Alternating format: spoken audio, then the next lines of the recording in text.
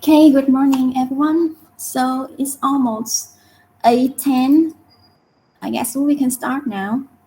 Before we start, I would like to do a quick review about your individual assignment. So I have to say sorry that because this week I'm extremely busy, so I couldn't find the time in order to mark your paper yet. I will try to do it within this weekend, and hopefully I will release your marks within next week. Okay, so I hope that you can sympathize with my situation. This week is absolutely crazy for me. I'm so busy. So I will try to do it as soon as I can. However, before we start, I would like to emphasize some main points that you need to remember in terms of your individual assignment one. Okay, so in your first assignment, you did watch a clip about Google management style. So you need to explain the management style, and based on the clip, you have know that the management style in Google is very special. They do not really have an old-fashioned or the traditional way of management. Instead, the managers gave a lot of freedom to the employees. So the employees they have a lot of freedom and independence in their decision making. They have their own authority to make the decisions, and they have a lot of freedom, and there is also the lack of communication between the managers and the employees. So in Google, they do not follow an old-fashioned way of management style. The managers in Google, they are not really, they should not be really considered as the managers. Instead, they are the inspirers. They like they play the roles as the one who would as the ones who would clarify on the roles and responsibilities. So they explain the roles and responsibilities to the engineer employees. Then the engineer employees would have to work independently without asking questions and without communicating so much. Okay, so it depends on your argument. You may explain that this management style is very effective because it can encourage the employees to think independently, and it also empower the employees, encourage the employees to explore their creativity, to work independently, to learn independently, and to learn how to solve problems, to learn how to fix issues by themselves. And it also encourage um, the sharing of knowledge among the employees, because when the employees cannot ask for detailed information from the managers, they might interact with each other and they may learn from each other. So Google encourage a learning culture where everyone would be a fast learner, would have to be very willing to learn, and would have to be very hardworking and very independent and very task focused. So actually, this management style can be very effective, as I have mentioned, because it encourages the motivation, it encourages the empowerment, and it helps to recognize the ability of employees more easily. However, on the other hand, due to the lack of communication, the employees may misunderstand some roles or responsibilities, or they may misunderstand some instructions, and they may make mistakes while they are doing while they are doing their task, because they lack information and they are confused, and sometimes they can be clueless. Okay, sometimes they can feel that they are clueless, they lack the tracks, and they lack the guidance. Okay, so it depends on your argument. However, this management style can be effective in terms of saving a lot of resources for managers, because the managers, they do not have to spend so much time and energy and resources in the four functions. So they do not focus on the leading, controlling, and organizing and organizing. They do not have to waste time on leading, controlling, and organizing. In reality, they may spend more time on planning and on some other important tasks, some other so sophisticated jobs. So the managers can have more time to concentrate on their own tasks, and they can concentrate on the strategic planning instead of guiding and leading and controlling the employees or supervising the employees so carefully. So it can help the managers to save time and energy and resources. However, because there is the lack of communication, sometimes the employees may misunderstand and can make mistakes. And this style is also very risky, okay, because it lacks of the concurrent control and the pre-control, so that it can be very risky and it can lead to some business failure. It is possible that we can have some loss or any business failure due to the lack of control and due to the lack of leading and due to the lack of organizing. So that's why it can lead to lack of efficiency and effectiveness. However, based on what we have learned so far, Google is a very high-performing company and they achieve a lot of good results, and it seems that they have high effectiveness thanks to their management style. So you can also apply the leadership, the leadership theory in your explanation. Okay, normally we have 3 types of leadership that I will tell you later. I will instruct you later, but for now, you may know that we have different types of leaders, such as the leaders following the authoritarian style, who is very bossy, or the leader can follow the democratic style, who would like to listen and who would like to share opinions with employees. And we also have the laissez-faire style. The laissez-faire style means that the employees would have the extreme freedom. And in this case, Google has applied the laissez-faire style for the engineer employees. Okay, so this leading style may be appropriate and may be suitable for the learning culture and for the high technological companies such as Google. It depends on the culture. It seems that this style is suitable to the culture of Google. Okay, because every engineer has to be very creative, has to be very fast learner, and they have to react, they have to adapt to the changing environment very quickly. And that's why they have to learn how to work independently without relying on others. And because they do not rely on their managers, so they can only blame themselves when there is any mistake or when there is any failure. They can only blame themselves. And that's why they can learn and they can remember the experiences, they can remember the lessons more effectively, more permanently. Okay, so you can also apply the conceptual skill, human skills, and technical skills in your explanation. In this case, there seems to be the lack of human skills, but there may be more focus on conceptual skills for managers because they spend more time on thinking, on strategic planning instead of guiding and leading and controlling. And this would encourage and it seems that there is also not really a focus on technical skills because every employee has to work very independently.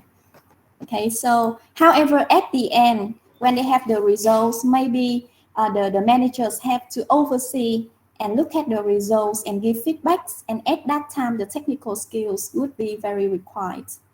Okay, any more questions? So did you enjoy doing your individual homework one? Was it interesting to you? I hope that you can have more time to watch more clips on YouTube. There are a lot of clips and a lot of case studies about different companies in different cultures, in different industries. And I hope that you will like them because it will help you to learn faster. Okay, for today, we will have something to do. We have one presentation for today, right? The first group will present for today. Am I correct? Yes. Group of Minh-Tú, right? Yes. Okay, so we will learn first as usual, and you will have more time for preparation. Maybe we will have the presentation after the break. So just be prepared. Okay, so now we go back to our content. There is one more thing that I would like to talk with you, to you regarding the universality of management. What does it mean, the universality? Actually, the universality means that management is needed in all kinds of organizations. So regardless to whether you are working in a technological company or in a manufacturing entity or in a e-commerce company, okay? Regardless to any kinds of organizations, there is still a high requirement of management. You will have to follow the management. Okay, so good management is needed in every organization, and that's why we call it the universality. You get it? However, in reality, despite the universality, we still have a lot of differences in the way that the managers perform their management, their managing tasks, because there can be some distinctive characteristics of each organization. So their management method can be different. Okay? So look at this. You can see we have different types of organizations such as profit or non-profit, small or large. Okay, we have different areas such as manufacturing, marketing, human resources, accounting, information system. We also have different organizational levels because we have the low level managers, we have the middle level managers, and we have the top level managers. I guess that you still remember. Okay, so management is needed in all types of organizations, from profit to non-profit, from small to large, from different types, in different types of areas, from manufacturing to marketing, to human resources, to accounting, to information systems, and from the bottom level of management of the managers to the top level of the managers. Okay, you get it? However, as I have mentioned, the management style or the management methods would be different in terms of the complication, the complexity, the difficulty, and the way that it is carried out. It can be different. So I would like you to work in your groups and help me to explain how the management method can be different between small and large. Okay? And can be different between profit organization and non-profit organization, and how it can be different between different levels of managers in an organization, and how it can be different between different types of areas. You might select two areas to discuss, such as manufacturing and marketing, or you can select human resources and accounting. You can compare them and let me know how the management can be different between human resources and accounting, for example. So each group, you will be assigned one type of comparison, and you need to compare and let me know. Okay, so how many groups do we have? Let me look at the division. We have five groups, right? So group number one, help me to explain and give example, okay? Explain and give example of how management methods can be different between a small firm and a large firm. Consider using the 4 functions that we have learned. Okay, group 1, you have to do it for the small and the large size. Group 2, you have to discuss how management would be different between the profit and non-profit organization. Okay, group 3, you have to discuss how management can be different between different levels within an organization, such as between the low-level managers and the top-level managers, and between the middle and the low, for example.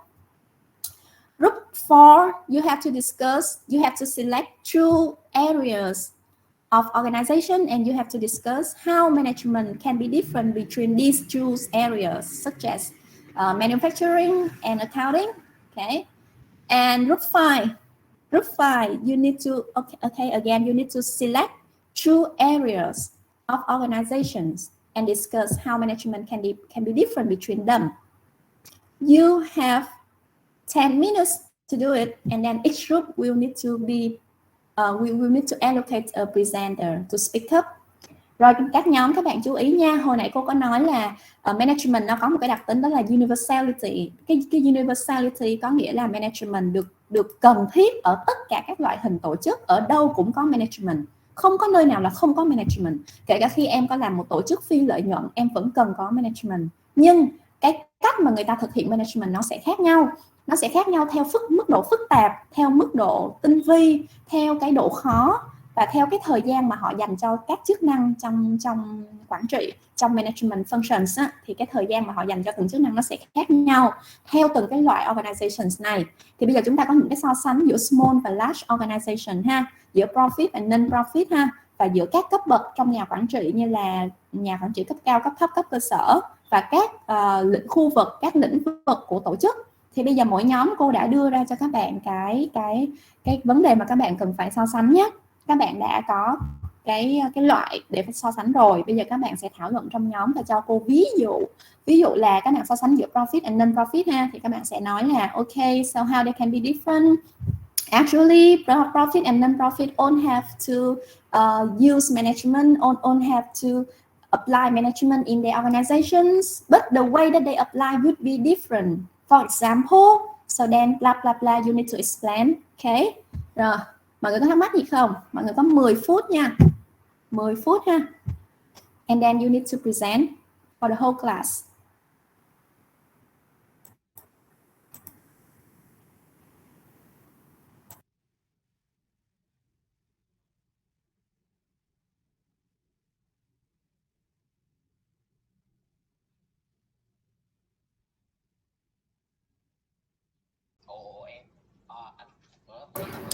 Okay, time is over. Are you ready? So, group 1, can you go first? If you have any notes or bullet points that you would like to show, you can share your screen. Group number 1.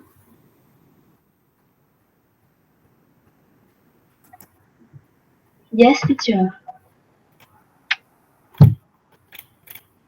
So we're gonna talk about the differences of the size between a small business and large business. That is, the first is it can be measured by the number of employees in the company. Maybe it's also calculated by total sales within a defined period, but that can be calculated. It had a large amount calculated between a big business and small business. Next is the financing of small and large business. Is the big business that is raise money to fund operation in your project, and small business is typically receive financing from the personal saving of owners. Small business loan from banks and gift or loan from friends and family members. And it also have a large calculate amount of money between two this kind of business. And it's also the difference is in market. The market niche is about like the small business is often focused on a small market, while the larger company tend to offer more products and services to a wide variety of customers. And moreover, it is faster to apply for a job at a small organization because it seems to be more simpler than apply for a large company because they have to make sure that the employee have enough quality to able to do the job that is can have their company become more large and large because they are large company they have to keep their picture with the customer that they have sell their product with so that the employee had to go through 5, 6 or 7 interview before no it's just about 4 or 5 interviews before they actually given a job. While the small organization, they just only go through about 1 or 2 interviewers. In a large company is more, I think they have more strictly rules that they need the member to follow than the small company. And the large company organization is maybe have more and more the group is, for example, like um Apple. They have a lot. It's about the number of their member, the employee is about 100,000 employee calculate on over the world. Or but in some the smaller company, for example, like um, maybe Vingroup. Oh, no. FA Credit. This is a small company that is they are just uh or they just organized in Vietnam. And uh but Apple is organized in all over the world. And uh they product they give the product for the people all over the world. While everybody just only give the product to Vietnam, Vietnamese. That they make they have their Vietnamese loan money. It's also in Vietnam. Yeah, that's our presentation. Thank you, teacher, for listening.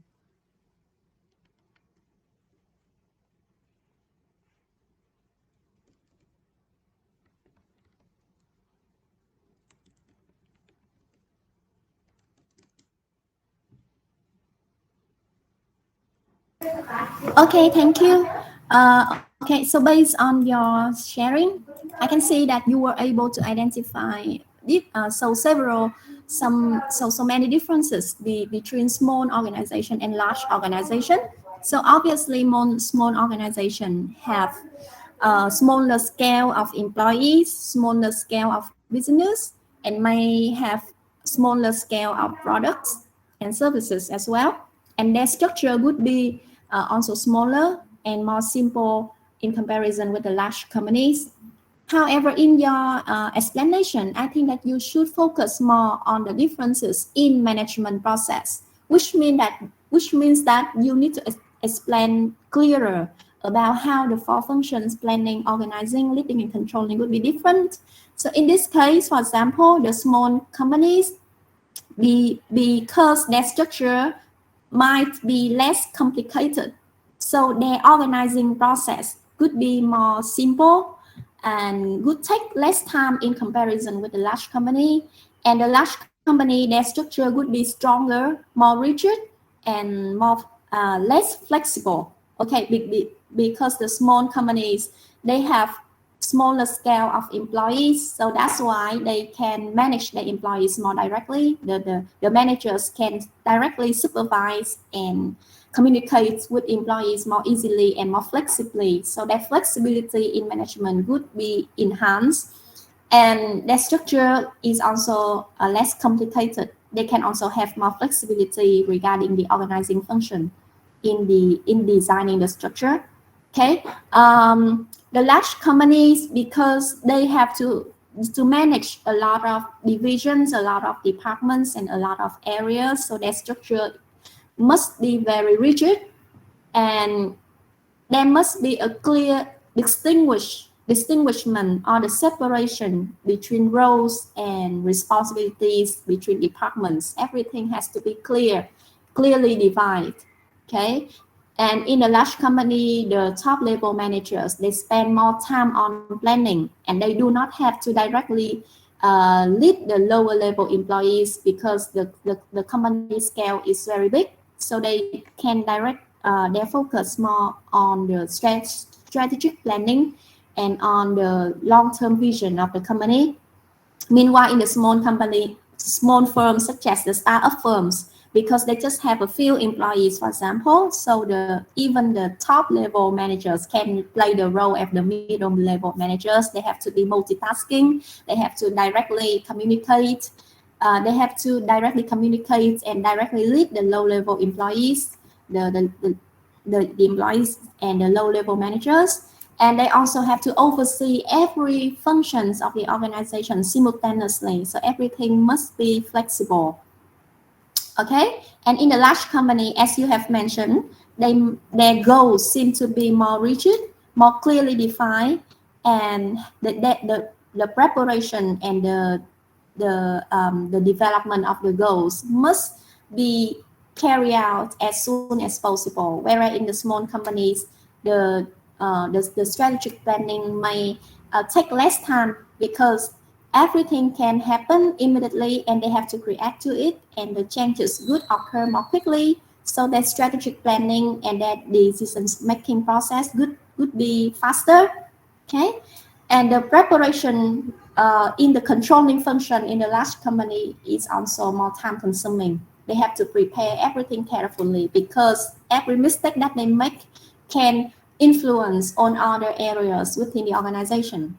Rồi, thank you phần trình bày của các bạn. Thì như cô vừa chia sẻ ha, là small và large nó có rất là nhiều sự khác nhau, nhưng mà các em cố gắng tập trung vào cái việc phân tích về các chức năng quản trị là nó khác nhau và cái mức độ phức tạp như thế nào. Thì nói vắn tắt là công ty lớn thì quy mô lớn cho nên là cơ cấu nó phải vững chắc, nó phải rõ ràng, mọi người phải có công việc phân chia rõ ràng, không có trùng lắp công việc với nhau và cái tính linh hoạt nó giảm đi. Tại vì một cái công ty bề thế như vậy thì các em hình dung là mọi thứ nó phải rất là rõ ràng thì chúng ta mới control được.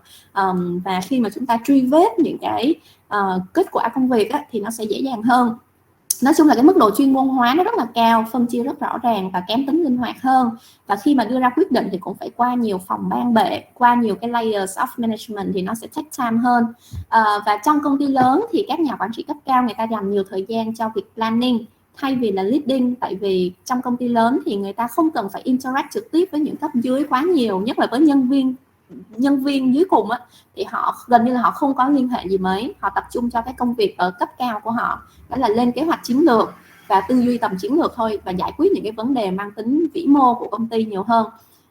Và trong khi đó là trong ví dụ như chức năng controlling thì trong big company thì cái việc controlling nó cũng phức tạp hơn, và ví dụ như là quá trình như là pre-control nó sẽ lâu hơn, nó sẽ phức tạp hơn, cái quá trình chuẩn bị nó sẽ mất nhiều thời gian hơn. Còn trong đó small firms thì mọi thứ nó sẽ linh hoạt, tại vì số lượng nhân viên ít cho nên là nhà quản trị cấp cao đôi khi cũng vừa là cấp trung mà đôi khi cũng vừa là cấp cơ sở, nhất là trong những cái startup firm mà chỉ có mấy nhân viên thôi thì nhà quản trị người ta phải liên hệ trực tiếp với nhân viên, rất là linh hoạt, xử lý vấn đề theo từng giai đoạn. Họ không có nhiều thời gian để phân tích chiến lược, họ không có nhiều thời gian để lên kế hoạch quá nhiều. Dĩ nhiên là họ vẫn phải lên kế hoạch, nhưng mà cái thời gian mà họ spend for cái planning á, nó cần phải faster và more flexible, bởi vì cái môi trường của small firms thì nó sẽ thay đổi nhanh hơn và nó nhiều áp lực hơn và cái tính ổn định của nó kém hơn. Đó thì là một số vấn đề mọi người lưu ý giùm cô ha. Okay, I'm sorry, I have an emergency call. Can you wait for me for a few minutes?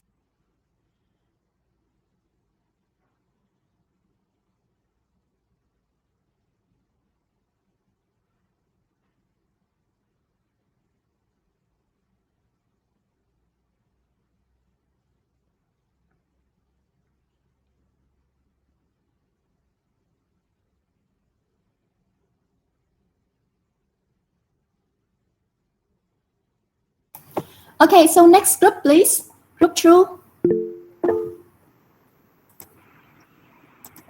Hello, teacher. I'm from group 2. Okay, I can hear you. Yeah. Yes. Okay. I will tell you the difference between the profit organization and the non-profit organization. The executive management of a profit company is typically quite clear, whether it's a privately held small business or a large corporation with board and stakeholders. Management responsibilities are distributed among a select group of individuals. These individuals are considered not only the leader, but also have a stake in the financial success of the organization, which often result in incentives such as bonus or profit sharing. Due to this, the profit, the for-profit manager are primarily concerned with profits and increasing revenue for the organization. Um, by contrast, the non-profit organization tend to be led and directed by a board or directors who guide the future of the organization without foreseeing direct financial ownership. The board can be anywhere from 25 to 30 members and upwards of 100 members. Why not concerned as much with the financial success? The management does have to balance financial con- concern alongside social and environmental issues. In this case, the management meeting and tend to include a wide range of topics such as funding for upcoming projects, social climate, or environmental concern. And we have example for the non-profit company. Coca-Cola might seem like an off partner of international development non-profit like PAC, but this pairing has made an enormous difference. The the philanthropic arm of Coca-Cola has donated several million dollars to the organization in the past few years to help push female economic empowerment in Southeast Asia. The Coca-Cola Foundation has also donated more than a half of billion dollars to various organizations with emphasis on women, water, and well-being. The non-profit organizations are welcome to apply for funding.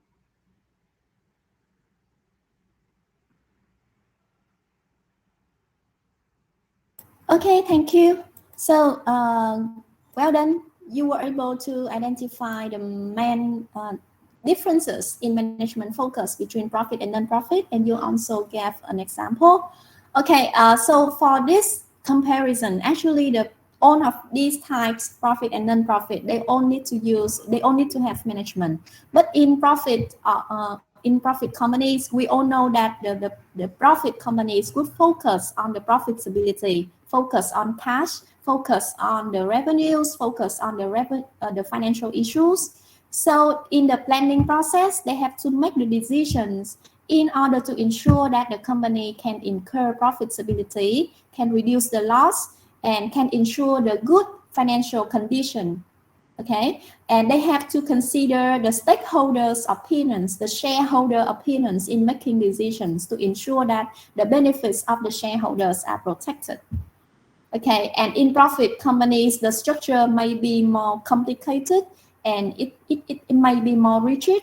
It may be more clearly defined because they have to use so many different types of departments and divisions within organizations. Meanwhile, in non-profit organizations, they focus on the social responsibility, they focus on the well-being of the society, on the environment issue, on the charity events. So they also have to do planning, but their planning focus on how to improve the benefits for society. So they do not play a great emphasis on financial issues, and they do not have to rely on the shareholders' opinions in decision making. However, it's obvious that they need to maintain the cost control and they need to ensure that, okay, we have enough resources to run our non-profit not-for-profit organizations. But the focus on the finance would be not as significant as in the case of the profit companies. Okay, and in non-profit companies, their leading style would also be different. The leaders would inspire their employees. Okay, because non-profit companies, they do not have so much financial resources, and they do not have so many resources. They have limited resources. That's why they have to use the inspiration, the special leading style in order to encourage employees, in order to retain employees to devote their time and energy to the organizations without giving so much incentives. You understand this point? Because the non-profit, they do not have enough resources for numerous incentives for employees. That's why they focus more on inspiration, on the mentality, on the spirituality of employees. Tức là trong cái này các em so sánh thì các em có thể nghĩ tới việc là profit á, thì người ta hướng tới những cái vấn đề về tiền bạc nhiều hơn, đúng không?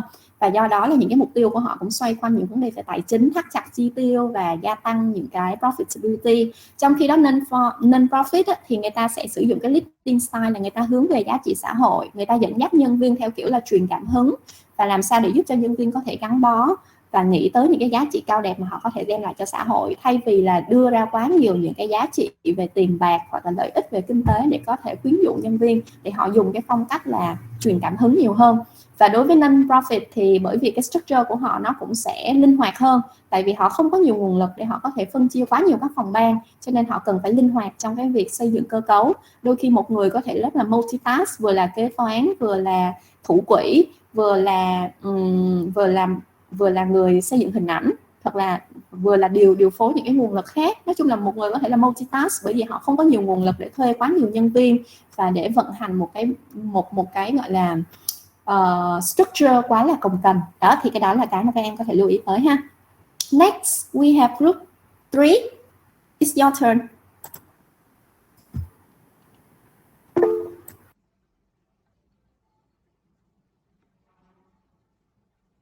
Okay, you already typed in the chat box. On organization levels, top level of management consists of an organization's board of directors and the chief executive or managing director. Middle level, the branch and the departmental managers. Lower level, it consists of supervisors, foremen, and other executives. Yeah, that's right. That's correct. Actually, it also depends on the scale of the business, but it's mostly correct in reality. But how the management could be different? Can you clarify it? Nhưng mà cái cách mà người ta làm cái quy trình quản trị nó khác nhau như thế nào nào? Top level thì cái cách mà họ quản trị 4 chức năng hoạch định, tổ chức, lãnh đạo và kiểm soát họ thực hiện có gì khác so với middle và có gì khác so với lower level? Cấp bậc nào thì cũng phải thực hiện 4 chức năng này, đúng không? Cũng phải quản trị cả, nhưng mà cái cách mà họ làm nó sẽ khác nhau. Thì nó sẽ khác nhau như thế nào đấy? Group 3, can you add more opinions?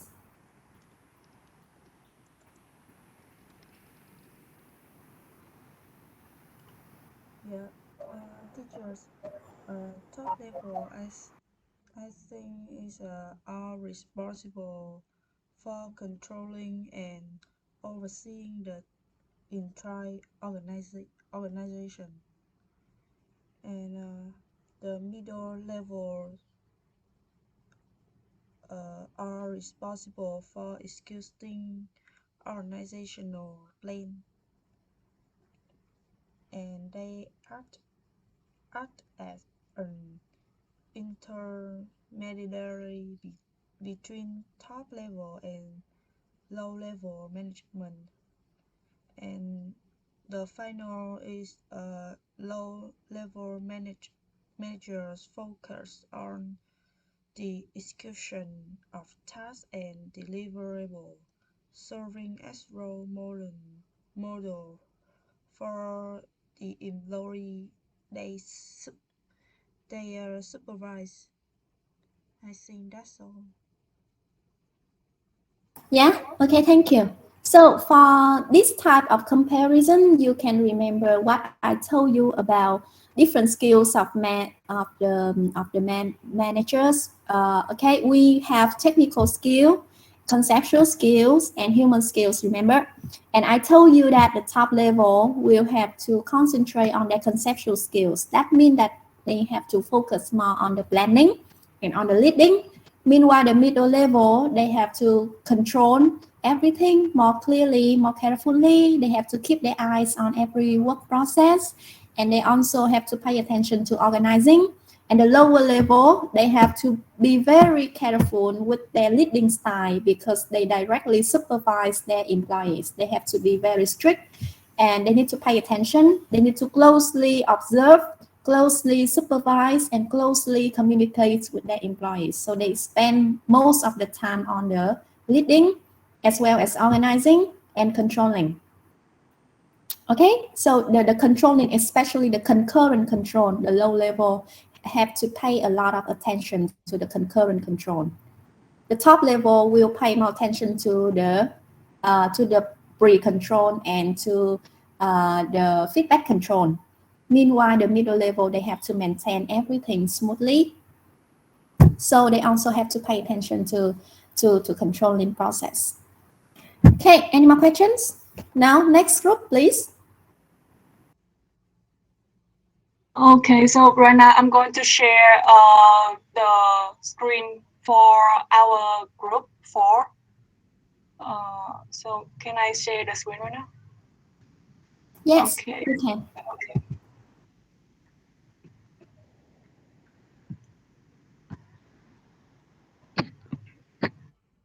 Okay.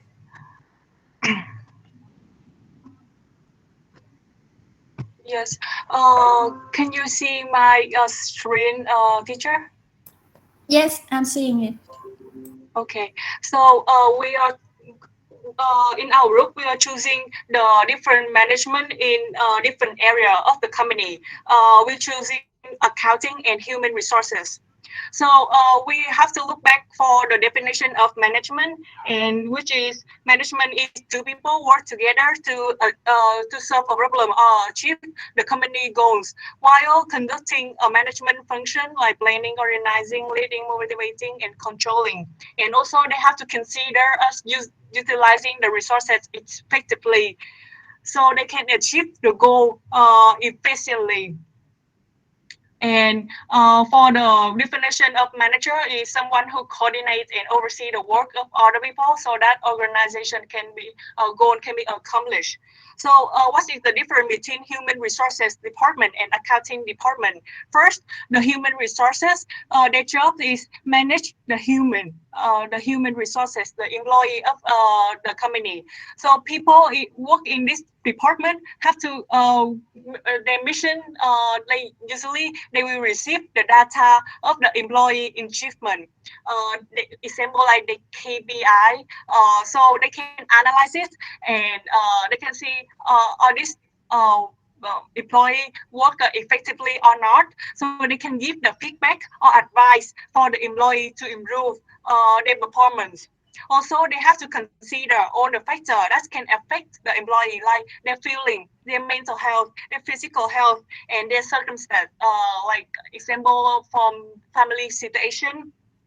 And they should the manager who work in the human resources department, they have to understand that human resources employee is the key for the company to achieve the goal.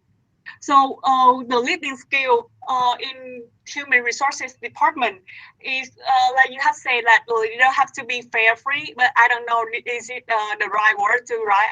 I just see it fair free, so I write out like that. And I think they should use leader. Leader is the person like we have mentioned before for the last discussion while we watching the YouTube video between the difference between leader and boss.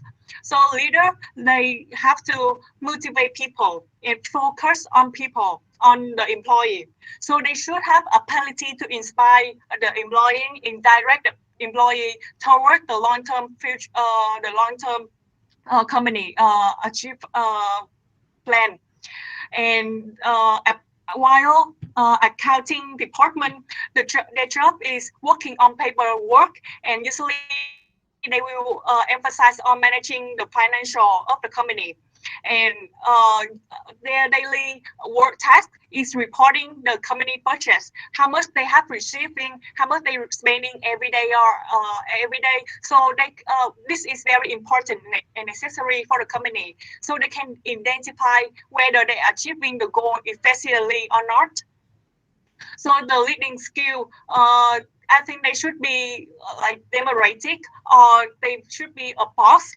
So these a boss should be strict to keep should be strict to the employee, and they should direct the employee, keep track the employee carefully, because their text is emphasizing on the correcting, and it should be honesty. And so based on this listening skill is a boss, the employee will be understand how serious their task is, because all the report have to be based on the fact and the data, not fiction, not something like you can make it up by yourself. And the ethic is very important. So that is our explanation for group 4.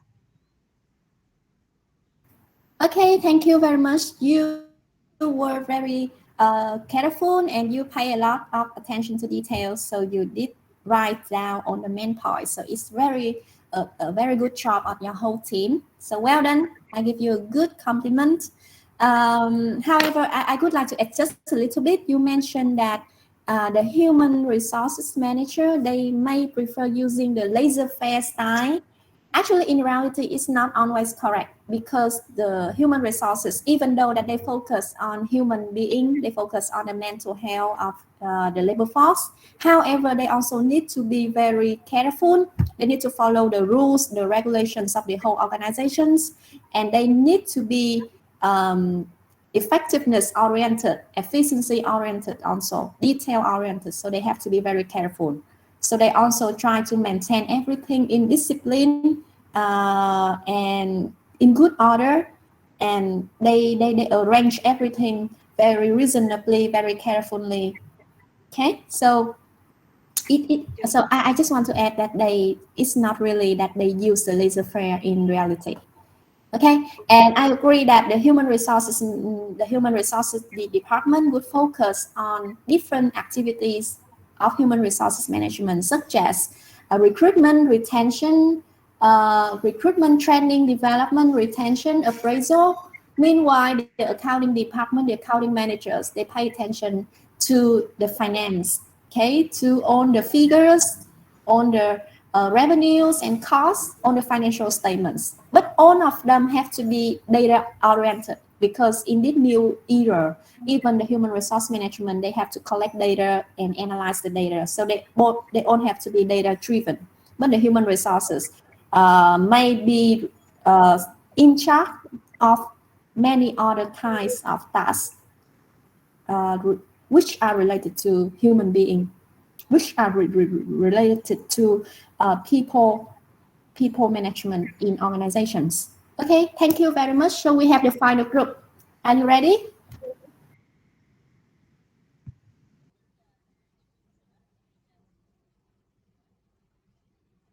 Yes, yes, teacher. Okay, you can begin now. Yes. So, we are group 5, and we have the human research and marketing. So I think the first is the marketing is has a responsibility, and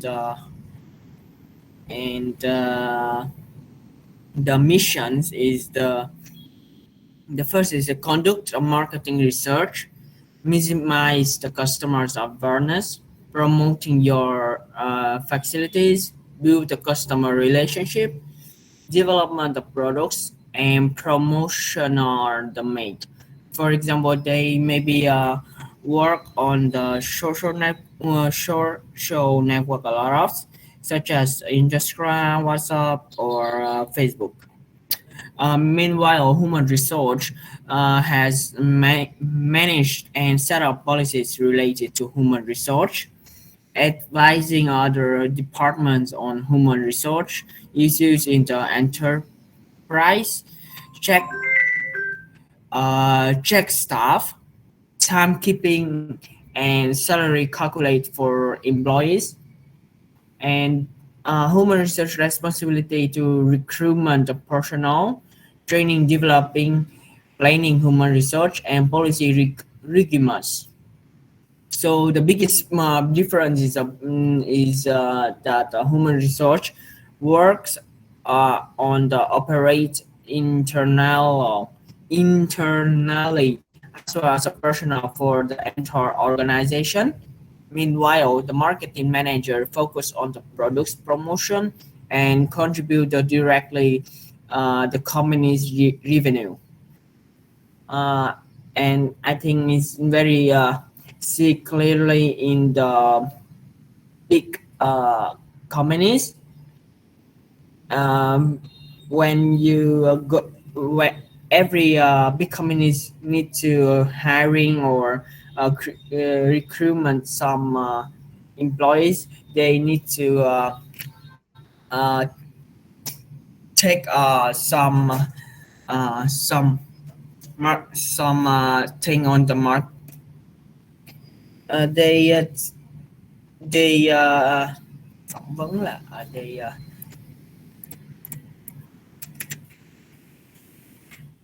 they interview some people, and after that they training, and they divide much about uh, uh, much about department, and the marketing is do a products and introduce the products for people, the customers on the social network.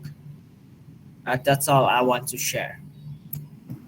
Okay, thank you. Well done. So you were able to identify distinctive characteristics of human resources organization and marketing organization. So we all know that human resources, again, they focus on the activities related to managing people, such as recruitment, interviewing, selection, training development, appraisal, and retention, okay, and compensation. Meanwhile, the marketing, they focus on the product launching, the promotion, the 4Ps or the 7Ps, and how to deliver the marketing message to the public more effectively, and how to gain the product awareness in the market more effectively. Okay, so in their planning, their focus could be different. And regarding their leading, they don't have to supervise the employees and encourage the employees to conduct the task. However, the human resources might pay more attention to rules and regulations. Meanwhile, the marketing will have to pay more attention to the quality of the results, such as they have to measure the effectiveness of their marketing messages, okay, and where their marketing campaign can help to increase the market share of the product, for example. So their concerns might be different, and the structure would be different, because in the marketing organizations, they may have a lot of different positions and departments related to marketing, such as market research, sales team, and PR team, for example. And human resources, in human resources organization, they need to have different departments related to HRM, such as the team building team and payroll team, and okay, recruitment team, talent management team. Okay, so their structure can be also different in that way. Thank you. So this topic is quite important. It is one of the majors of our courses, and it used to be asked many times before in examinations. And that's why I spend so much time on helping you to understand this more clearly. Okay, so next, I would like to share with you this slide. Can you see my slide, everyone? Can you see it? Yeah. Okay, so these are the rewards and challenges of being a manager. So being a manager is not an easy thing to do. You have to pay a lot of attention to details. You have to control everything. However, it is maybe it is a worth doing job because it can motivate others and help you to succeed and help you to succeed by working with others. Okay, I want you by yourself think about a reason why you want to be a manager, a main reason why you want to be a manager, and a main reason why you don't want to be a manager. Think about yourself for a few minutes, then I will call randomly. Okay? Mỗi bạn chọn cho cô một lý do quan trọng nhất mà khiến bạn muốn trở thành một manager và một lý do chính mà bạn cảm thấy là bạn không phù hợp để làm manager. Bạn prefer những cái type of job khác hoặc là cái position khác nó phù hợp hơn. Nghĩ cho cô một lý do thôi ha. Và các em có thể consider these factors. Okay? 3 minutes, then I will call randomly. Okay, any volunteers? Because we do not have much time, so I just call a few members. Việt Bùi, please. Việt.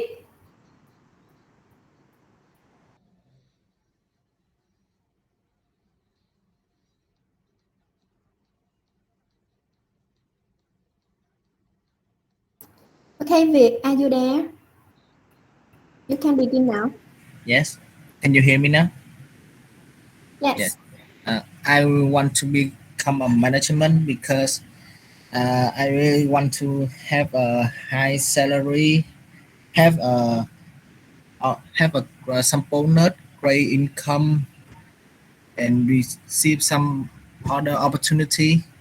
In my opinion, you can't have everything with money, but if you want to have everything, you should start with having money first.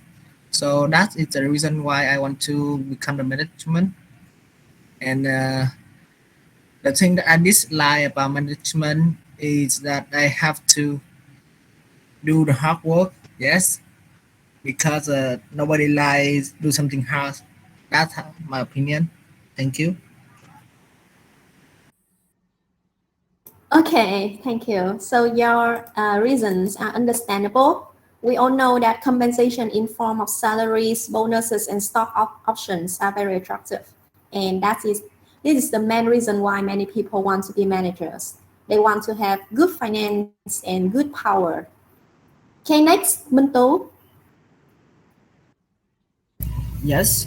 So I think I want to be a manager because I want to contribute my ideas and vision to the organization so that I can grow stronger and inspire others to improve their lives.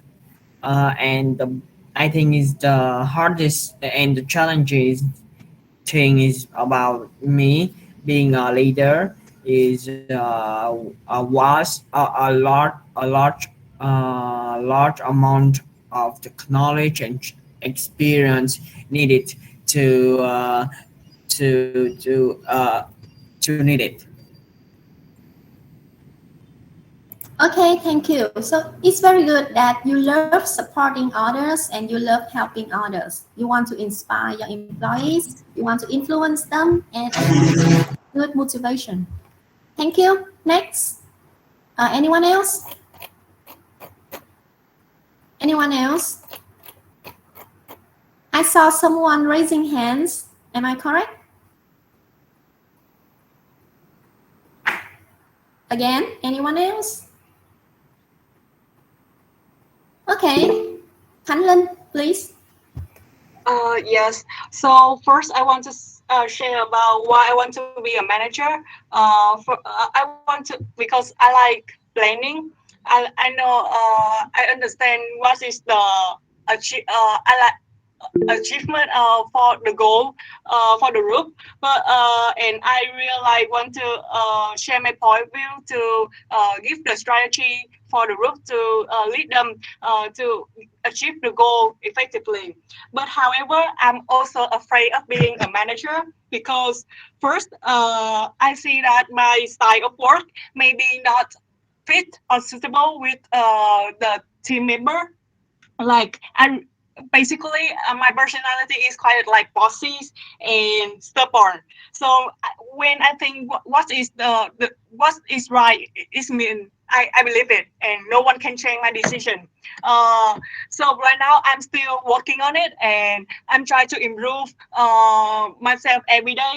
But however, I think it's really takes time. So that's why I afraid of being a manager. And second, I think that I'm good at working individually and I'm quite an introverted personality. So I'm really scared of like I don't really open myself to everybody in the group. So it's my make them feel a gap between a leader and a team member. Second, the third one is too much being a manager, which means you have a lot of responsibility for the loss of the company loss. Also, that the group didn't work well, you have to take responsibility. And I'm a kind of person usually blame on myself very much. Like why I make this decision and what should I improve more. So yeah, this take a lot of work and also it might affect to your mental health. That is my my sharing. My yeah. Well, thank you for your sharing. I think that it's good that you know your strengths and weaknesses. You understand yourself very well. And based on that, you can reflect on your ability and you can improve yourself to make yourself a better version in the near future. Every day you can learn. Being a manager is not an easy thing to do, but we can learn. And all of us struggle with our weaknesses. I admit that. Okay, thank you for your sharing. Very interesting. Next, I remember that I saw Hải Anh, right? And then now we have Thành Nguyễn. So who wants to go first?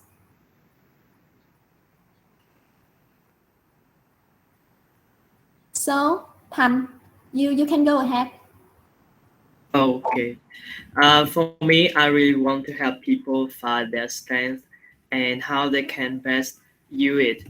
And the reason I want to be a manager is to create a work environment in which organizational members can work to be best of their ability. And because after that, I will get the respect of all the member of my company.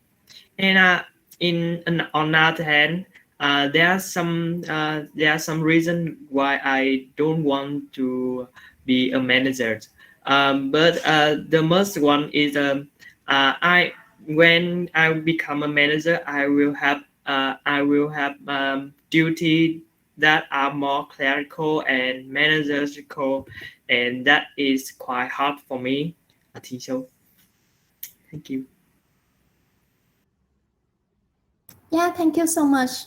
I can understand your points, and I believe that you will improve more in the future and to be a successful person in the way that you want. So good luck. Okay, so how about Hải Anh? Do you want to say something? I think that I'm suitable for the manager because I think that I have an analyzing and calculating skill, and I can perform well under high pressure situation, and I can maintain a healthy work-life balance uh, and well so that I think that I'm suitable for to be a manager. But there's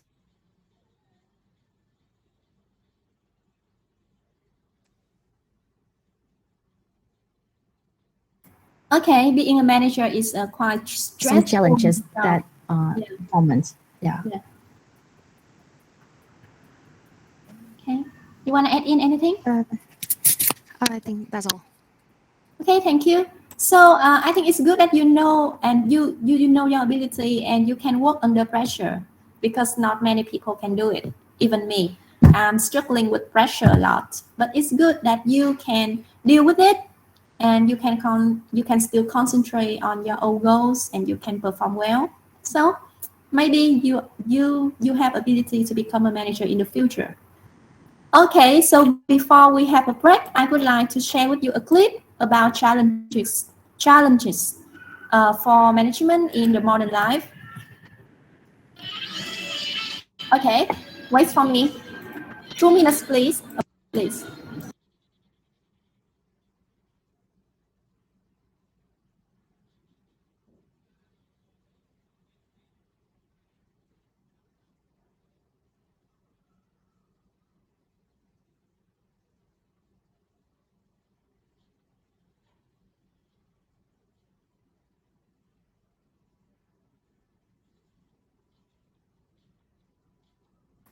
Okay, I want you to access the link and watch the clip. And this is just for your reference, so you just watch, and you may take notes if you want, but you don't have to answer any questions later. So after watching, you can go for a break. We can have a break for around 20 minutes. Okay, so we will go back at around 5 to 10, and then we can continue. Rồi mọi người có thể xem cái clip này dùng cô ha. Thì cái clip này nó nói về những cái áp lực và những cái sự thay đổi của management trong thời đại mới. Các em xem tham khảo để hiểu biết thêm thôi, chứ cô không bắt mọi người trả lời câu hỏi gì cả. Xem xong thì các em có thể nghỉ giải lao, và gần 10 giờ kém 5 chúng ta quay lại và tiếp tục học nhé. 10 tháng 10 siêu sớm chính là 12 giờ. My job is to make college easier because students have a lot on their own.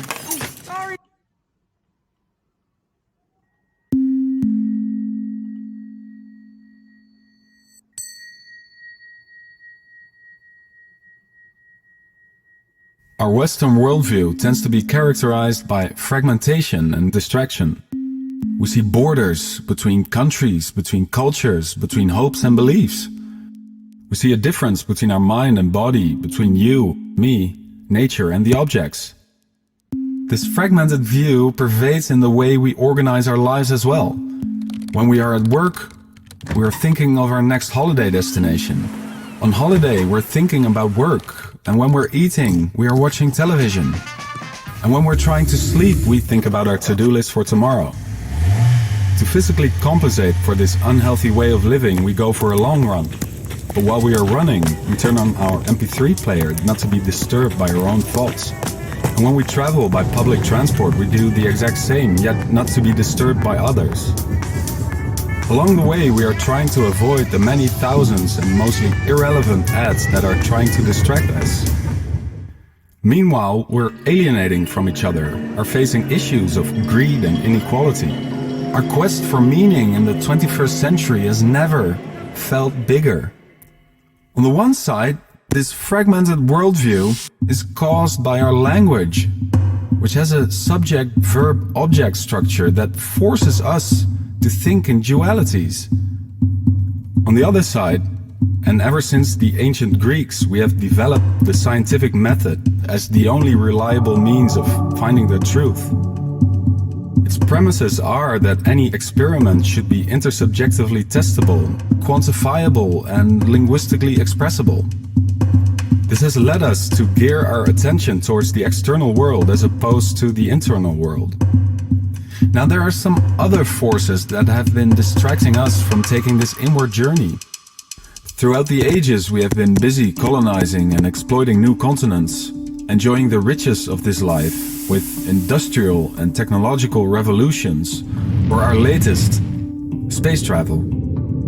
Somehow it looks like we are afraid to face ourselves, to see what's left without all the distractions. But at the same time, this is the main challenge for the 21st century: ourselves. Now, there are two ways of knowing. The first is through rational thinking, and it is perfect for achieving a chosen end through analysis, but it renders the world as a bunch of fragmented and meaningless objects. The second is meditative thinking or intuitive knowing. It tends to see the world as a whole and doesn't search for that absolute truth, but gives a sense of subjective meaningfulness. It is, however, useless in carrying out practical affairs. Now, both ways of knowing are complementary and absolutely necessary, but it seems that Western man has identified mostly with rational knowing and has neglected intuitive knowing as a source of knowledge. So let's focus on intuitive knowing a bit more. It has always formed the fundament of Eastern traditions. They acknowledge that language is incapable of portraying reality. Language is a map which we shouldn't confuse with the actual territory. Nature, in essence, doesn't know these distinctions at all, but it is part of one big resonating frequency field in which everything influences everything else. This oneness is called the Tao in Taoism, Dharmakaya in Buddhism, Brahman in Hinduism, and the unified field in quantum theory. This natural flow of energy unfolds the way nature intends it, and can be seen everywhere in the structure of nature. It is the urge of nature wanting to be free. If we block this energy, unnatural deformations happen. It works the same way in our bodies. If our muscles are cramped and block energy, it will lead to illnesses in other parts of your body. This idea, in fact, forms the basis of Chinese medicine. So the challenge is to undo ourselves from all physical, emotional, mental, spiritual blockages and social expectations to give room for this natural flow of energy to run through us. As such, our purpose unfolds in what we give to this world. Now let's take a small sidestep and have a look at the way we have organized our society. 5 of its biggest industries are drugs, gambling, prostitution, war, and banking. All of these industries are either about materialism, protectionism, and as a result of the happiness void we all feel in between those two, we massively flee into escapism, whether it's drugs, prostitution, or gambling. Change is happening, however, as the urge of nature wanting to be free is bigger than ourselves. Millions of people around the world are freely and unconditionally giving and sharing, whether it's software, music, skills and talents, free hugs, and places to stay over. Our governments and our businesses, however, still operate from that old framework of ownership and protectionism and are doing everything they can to prevent this natural urge from happening. Just have a look at the war on terror, the music industry trying to protect music, internet censorship, or the whole industry of intellectual property lawyers. They are all based on fear of loss. But knowledge, talent, music, love, and compassion do not allow themselves to be encaged into this framework of ownership. It seems to me that we are fighting against the forces of nature. Sooner or later, we will realize that giving is all we have.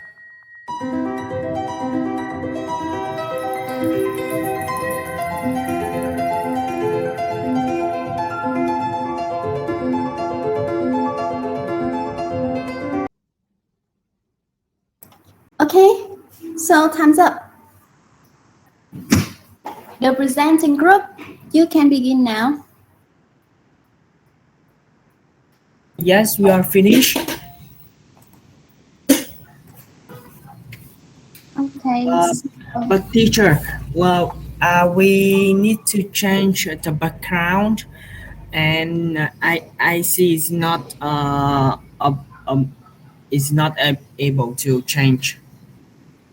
The background of the slides. Yes. Kiểu như cái nền sau lưng của tụi em á, tụi em có chuẩn bị luôn á, nhưng mà ở đây nó không cho nên đổi cô. Okay, it's don't worry about it.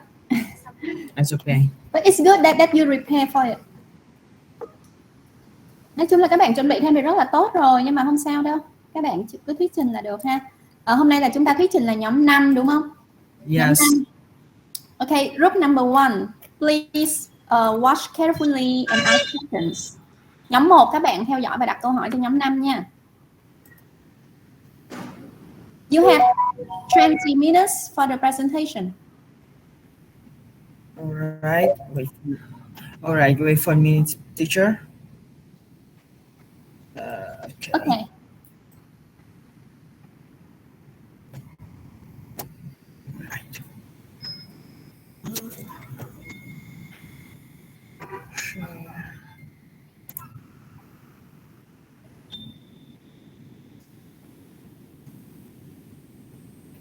Okay. You can see my screen. Yes.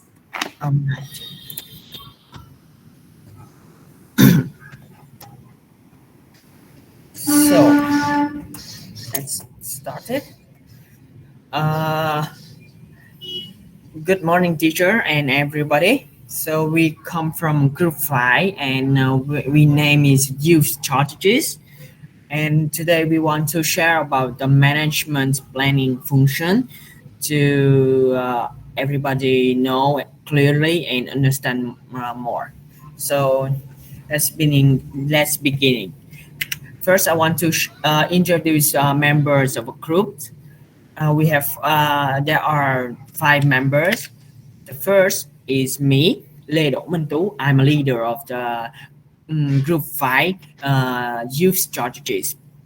The second is Nguyễn Xuân Thành, assistant of the group. The third is Vũ Thị Thanh Thủy. The fourth is Trương Thành Đạt, and the last one is Lê Ngọc Tuyền.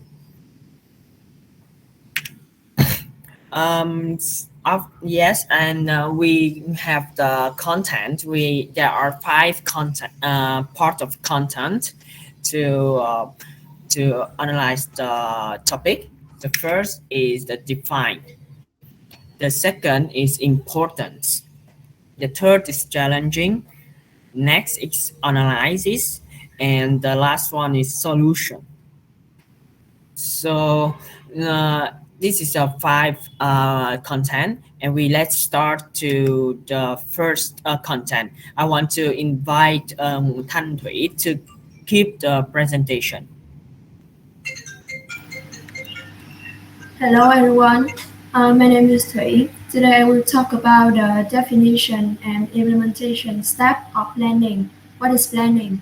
Planning in management is about what step you need to take to reach the goal, what change and hurdle to anticipate, and how utilize human resource and opportunity to reach the expected outcome. The planning procedure entails the thorough examination of existing resource and market trend, as well as forecasting new market and future demand.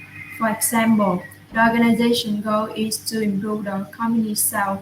The manager first needs to decide which steps are necessary to accomplish that goal. These steps may include increasing existing inventory and sales staff. Now we move to stay in the planning circle. We have 6 steps in there. Step 1, define objectives. The first and most crucial step in the planning process is to determine what is to be accomplished during the planning period. The vision and mission statement outline the organization's long-term goals and how it plans to achieve them. The planning process should define specific goals. The vision and mission should be stated in measurable terms where possible.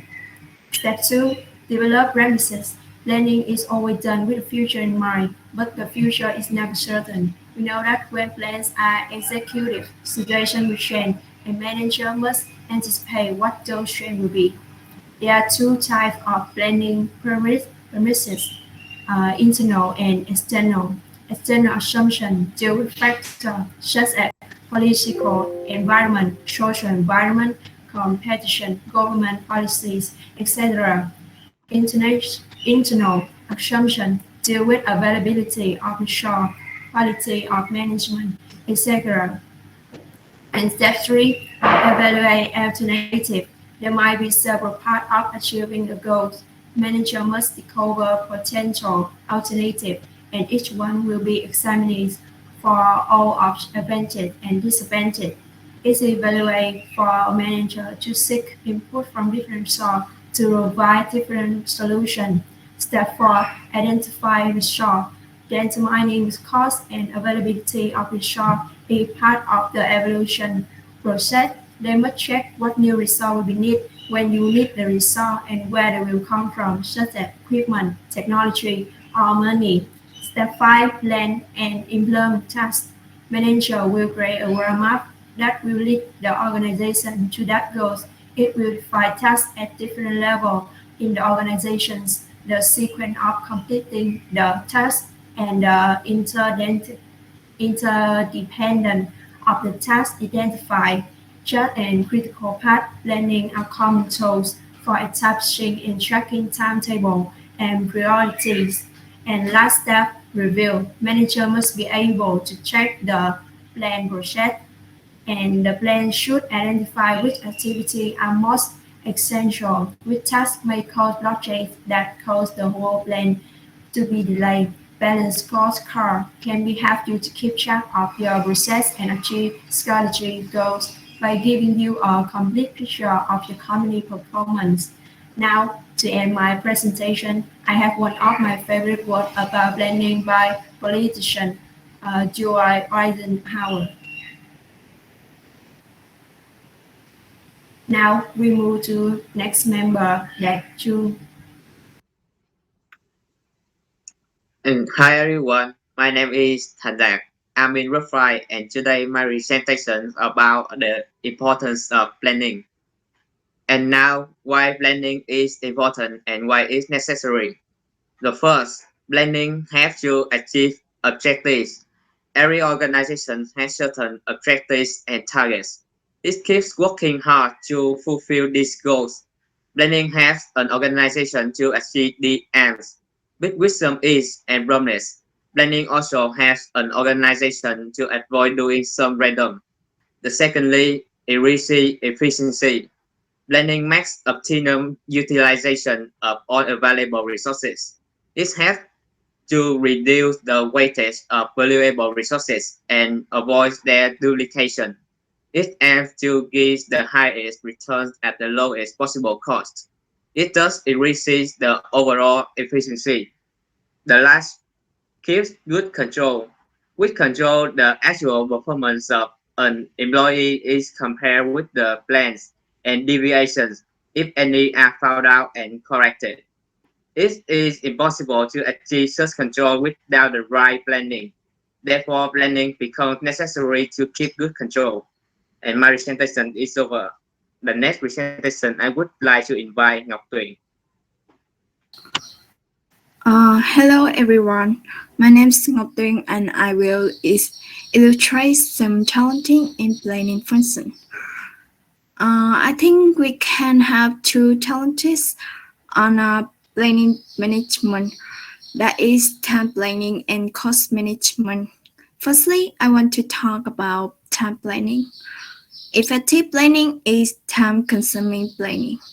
When businesses don't spend a lot of time on planning, understanding the market, and defining goals.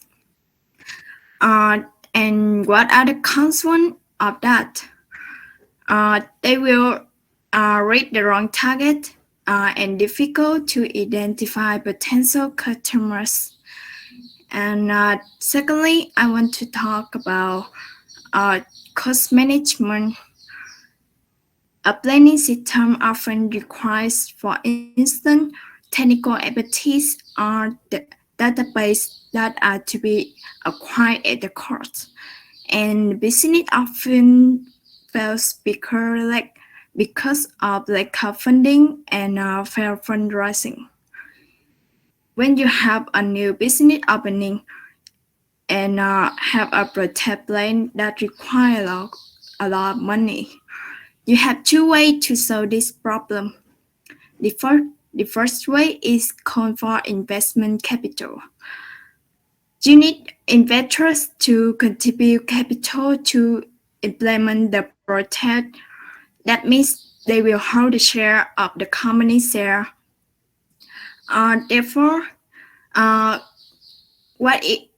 the rest of this way is if you don't know how to properly divide your share, you get in trouble and you will lose control of your business. And the other way to solve this problem is bank loan. You need a bank loan and then you are required to pay interest and a certain amount of capital every month. And the rest of this way is if you don't guarantee the ability to pay capital and bank loans, your business will be literally threatened and maybe go bankrupt. That's all my presentation, and the next presenter is Xuân Thanh.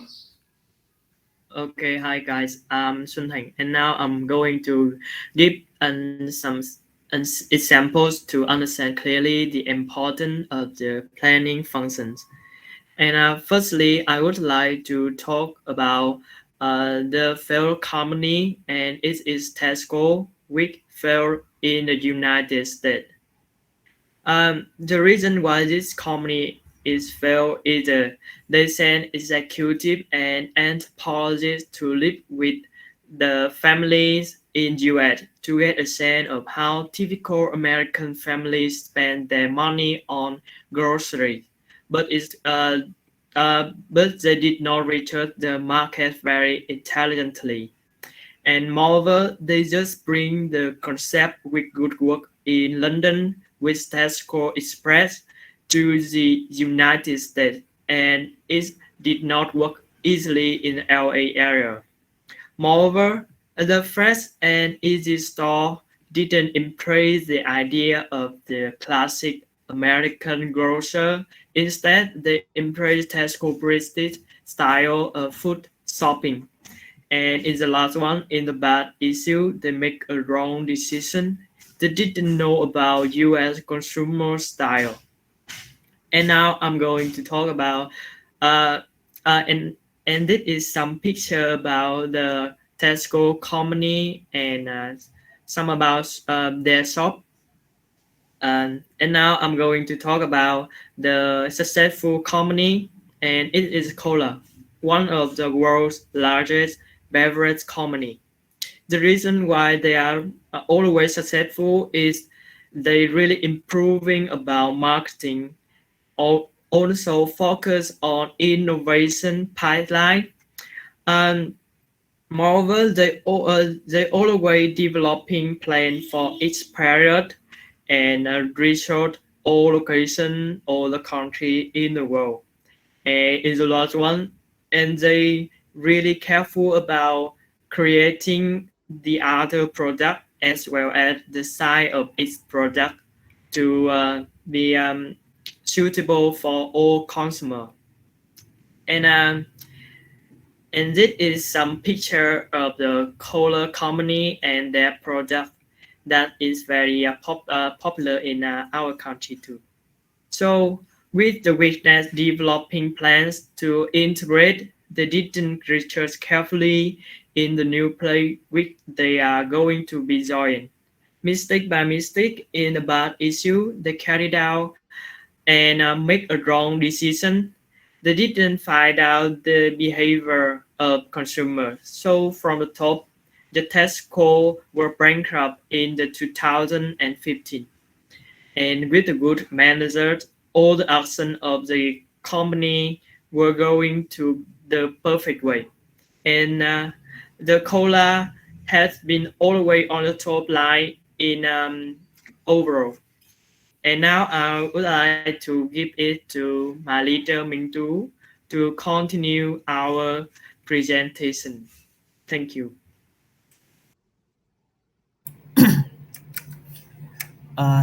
Hello, so I'm Minh Tu. I will send some solution avoid difficulties in the planning function. So let's start the first time planning. You need to make an effort to find out the culture and lifestyle of the citizens for the sake of understanding perfectly. They should develop slowly so that that people can experience and adapt to the products. Besides on the customer feedback, business have the opportunity to observe and take the right direction for themselves, invest strongly in the market. The next I want to say is call is investment capital. Is a way to help big business expand their market and introduce products to people. However, business owners should carefully calculate the value of capital uh, called because it will reduce your stake in the company. You should note that the shares in your company must hold more than 50% of the company shares so that you can full control and run it without having a having to depend on the investor so much. And the last solution I want to say about is the bank loan. Uh, so, business owners should carefully consider whether the bank's interest rate is really appropriate,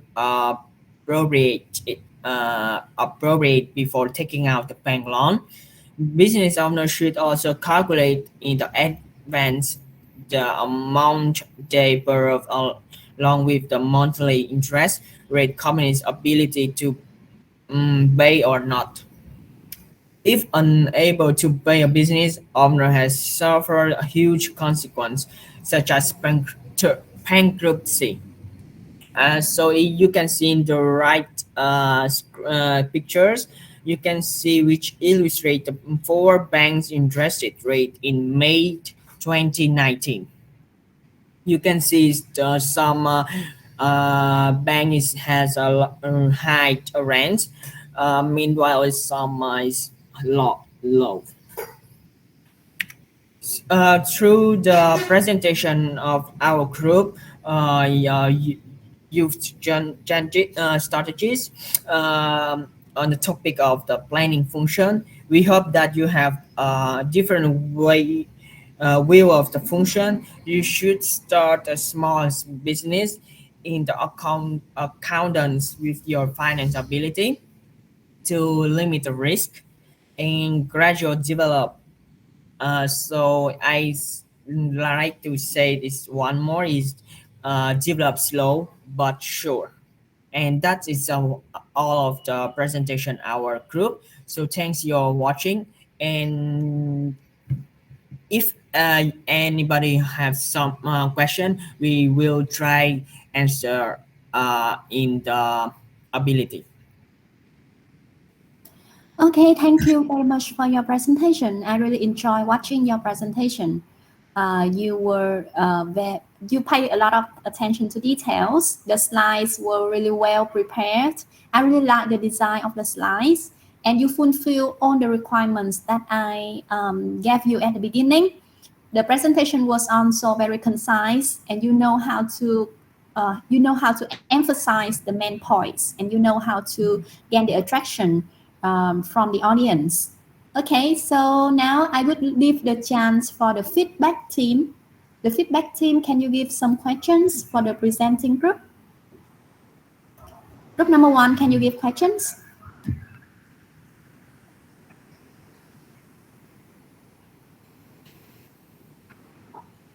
Hi, we are group one, and we think that group five, yes, group five presented very clearly and truthfully.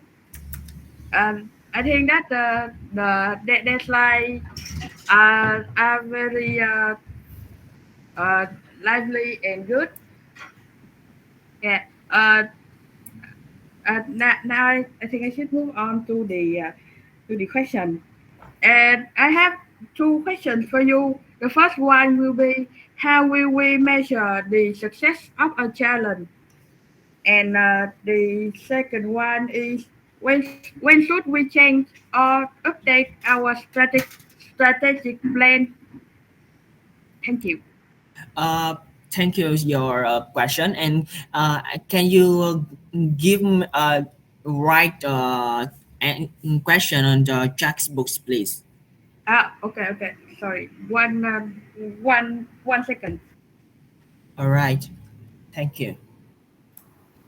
Okay, so the feedback group, you can type the questions. Han Linh, you have any more questions? No, I just want to ask, teacher. I want to ask, like, what is your question for the group? Because right now when I'm looking at the group 5, they are presenting. For me, it's like they explaining how to make a plan. It's not like explaining the planning function, like, because it's quite different from your definition in your lecture. So I think yeah. So Okay, can you? thank you for your comment. In this case, they were able to explain the planning, and they were also able to explain the planning process. And I think it's good enough. And they also gave the example of Tesco, who had problem in the planning.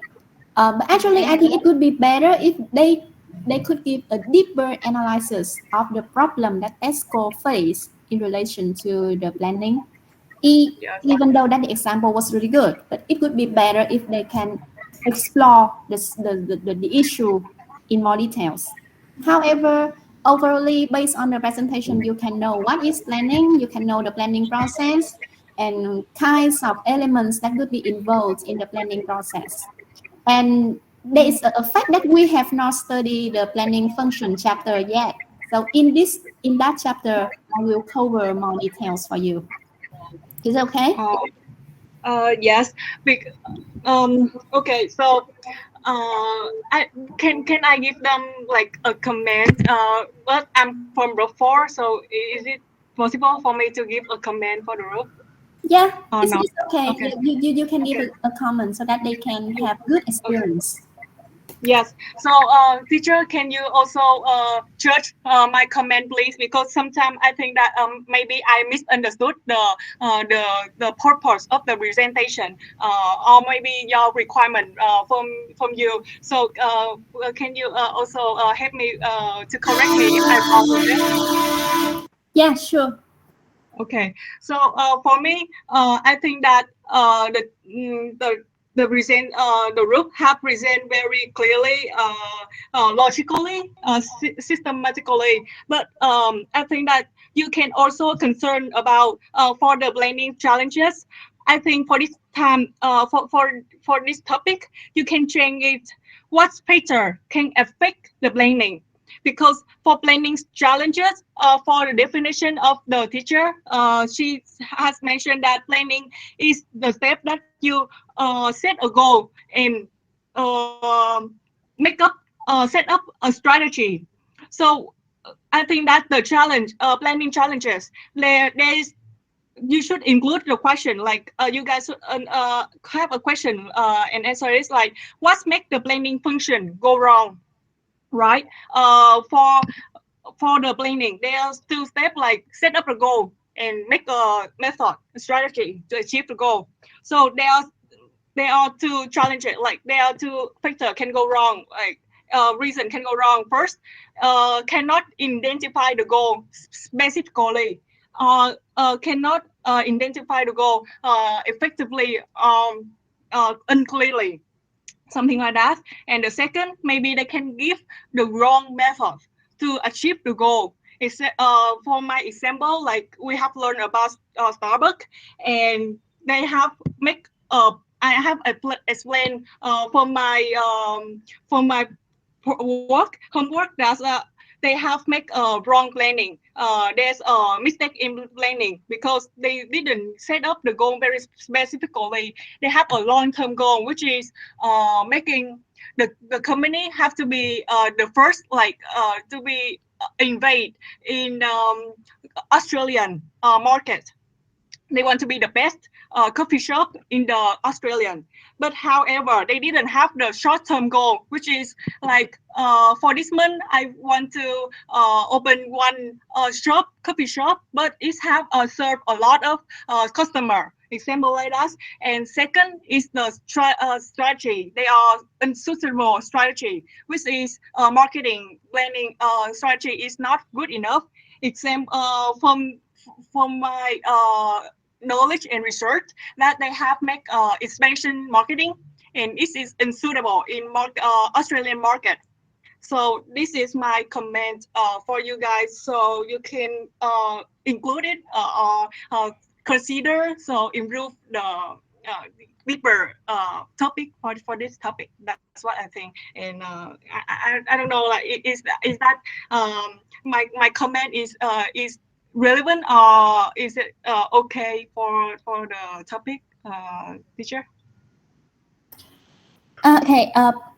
I think that your comment is really good because you actually pay attention to the lecture and you want to explore the issue in deeper, in more depth. And I think that you are very good at the thinking, at the critical thinking. You know how to analyze the issue. However, please remember that because we have limited time, so due to the scope of the presentation, I mean the scope of the presentation, they cannot cover every possible challenge.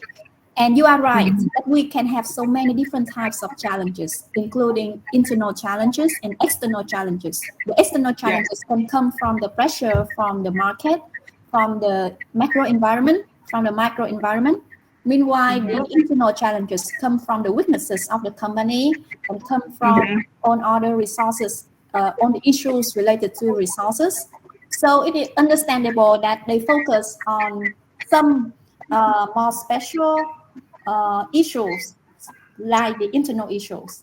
Okay, so due to the scope of the presentation, so it is understandable, but it's good that they can think about it in future and might take into consideration when they write written assignment or something. And I agree with you that the strategic planning is very complicated and we need to consider the market issue and the consumer behavior also and other issues. However, because we have different types of plans, we have strategic plans, we have tactical plans, we have operational plans. So it is okay if you focus on one of these plans in your discussion. Okay? Yes. Thank you very much. Thank you. Yes. Thank you. Thank you so much. Okay, so Kanlan is a very active contributor. We should encourage more contribution from our class. And we have 2 questions for the presenting group. Are you ready to answer now? Yes, we are ready. Okay, so, we can begin now.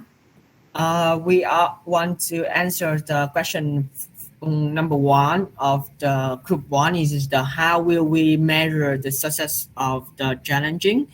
I think it just depends on we can measure by sales and the market impact and partner satisfaction and engagement.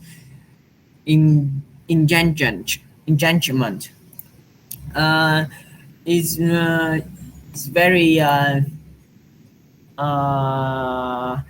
normal and it's very easy to recognize and measure this the successful of the challenge through our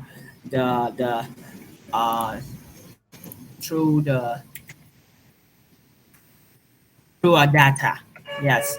And the second question is when we should change our or update or strategies plan. I think it's very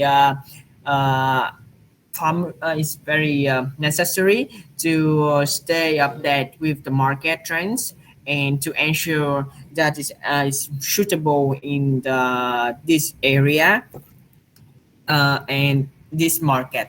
I think it's when the products or some objects is not suitable, we need to change as soon as possible to adopt the object and products in the market.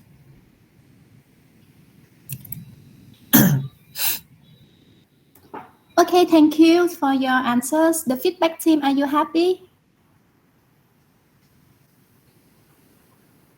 Okay, I would like to add some more details regarding the first question. Actually, yes, you need to consider the data, the information that you really collect in order to assess the success of how well you have overcome the challenge. But remember, we need to compare the reality with the plans. So you always have the KPIs, key performance indicators. You have some measurement scales and some goals from the beginning, and you will compare the reality, the real results with the goals to identify any differences. Okay, and you need to evaluate whether the differences are positive or not. If they are not positive, you need to make corrective actions. And when should we change or update your strategic plan? Actually, it is a continual process, and it needs to happen frequently, and it also needs to involve the changes in the environment.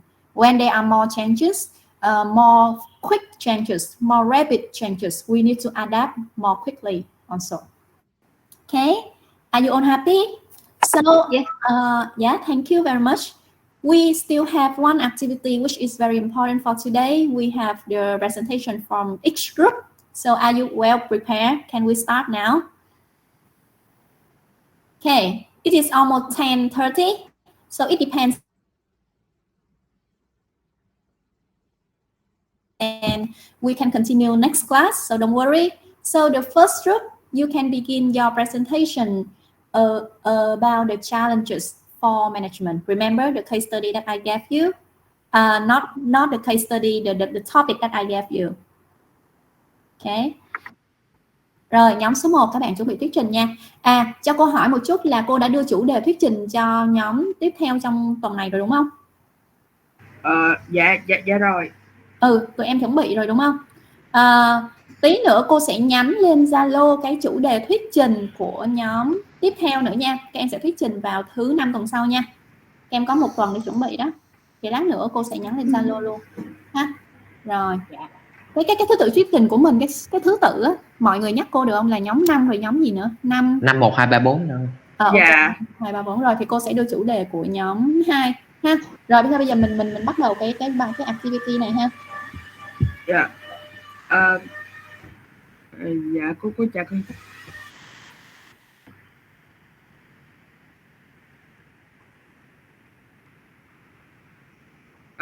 Can you see my slide clearly? Can you see my Yes.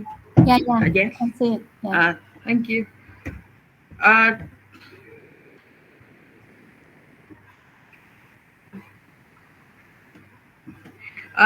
Hi, welcome to our group presentation.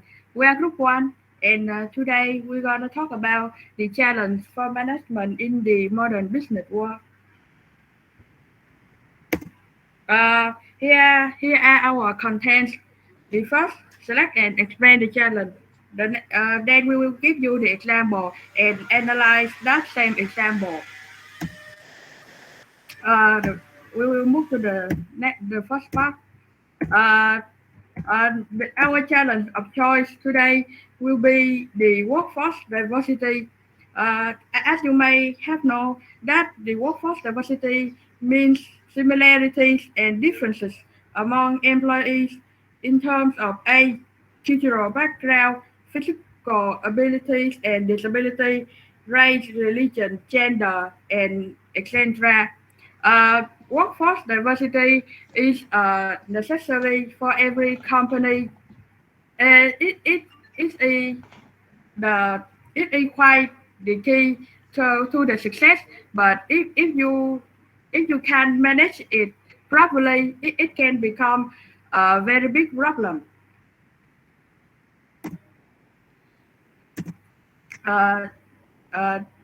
Here our example. We choose Apple for our example for today. As you can see, here the number and also the percentage of Apple employees that are recorded up to now. As you can see here, that according to the data, the number of employees from underrepresented community has increased by 64%, over 18,000 people.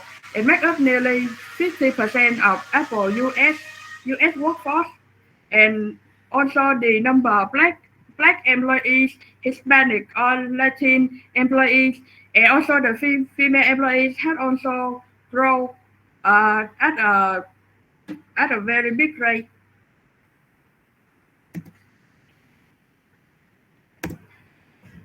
Now we're gonna analyze it.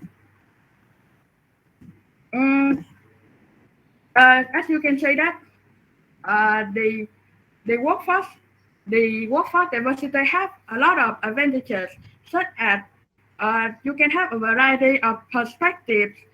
You can increase creativity and productivity, also reduce fear and improve performance.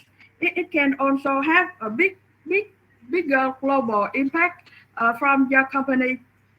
But the downside of it is also a lot.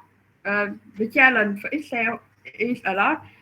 It especially the communication barriers, the requirement for the employees, and also the gender equality issues.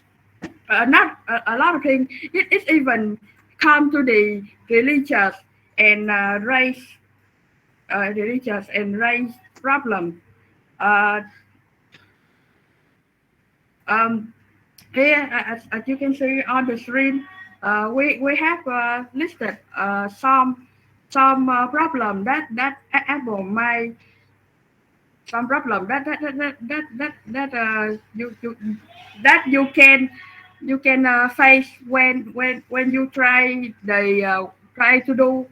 to manage the workforce diversity, and we think that this same problem might be what has happened to Apple as well, because also because even though that Apple had a lot of changes in employee for a few recent years back, but the diversity number at Apple, although it's getting better over time, but the company still had a majority of white male employees, and also uh, from the U.S. race and ethnicity.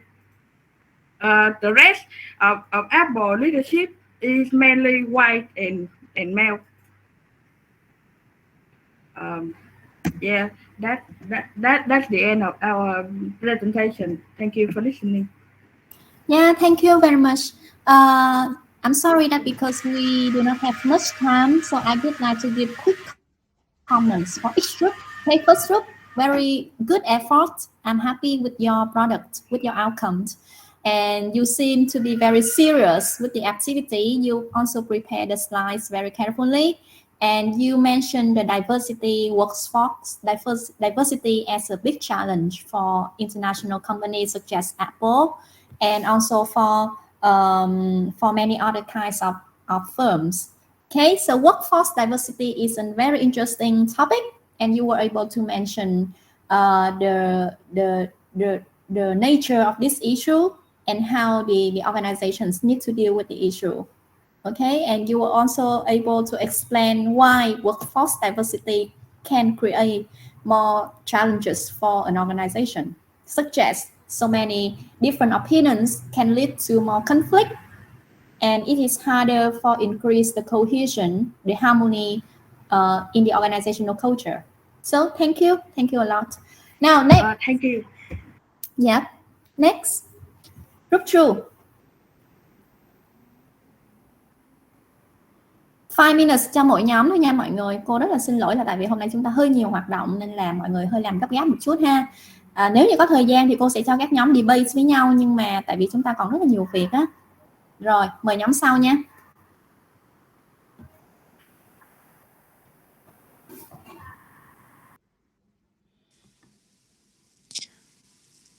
Hello everyone, I'm from group 2.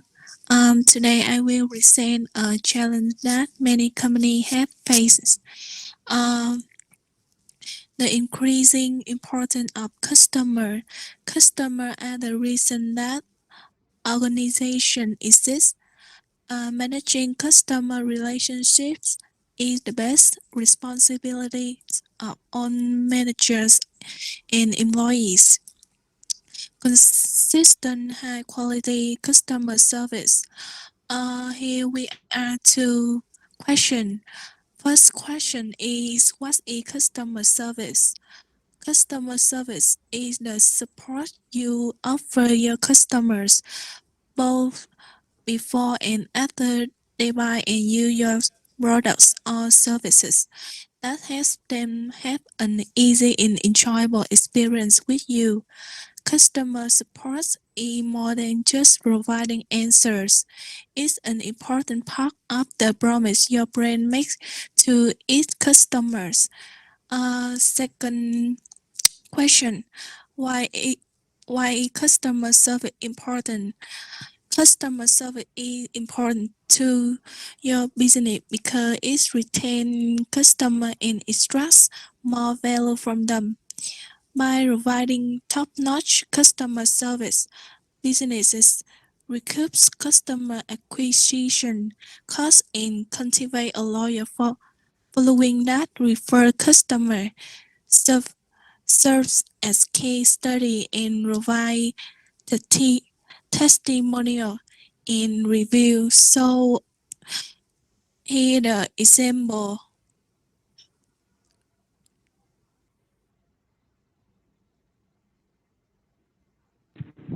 Alright, guys. I will give you some example about Pizza Hut. Since the hit of COVID-19, restaurant chains that have the most efficient technologies allow them to profit despite the rejection of the pandemics. Most notably, Domino Pizzas, a familiar name to all pizza lovers, surpassed Pizza Hut to become the biggest pizza chain by committing to technologies and received a 17.5% rise in profits in the first three quarters of 2020. Now it's a challenge faced by managers.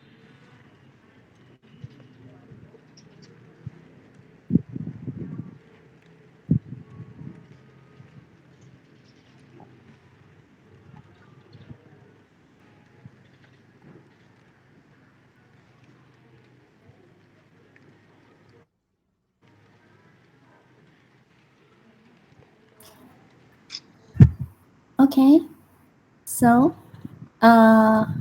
can I take a look at your slides again, please? Can you keep the screen? Okay, so I can see that you chose customer service for your topic, and it's really good that you know how to define customer service, the importance of customer service, and you selected Pizza Hut as the case. Okay, so you also provide some recommendations. I just have one comment that you might need to change the title of the slide. For example, this slide, it should be recommendations. You think so?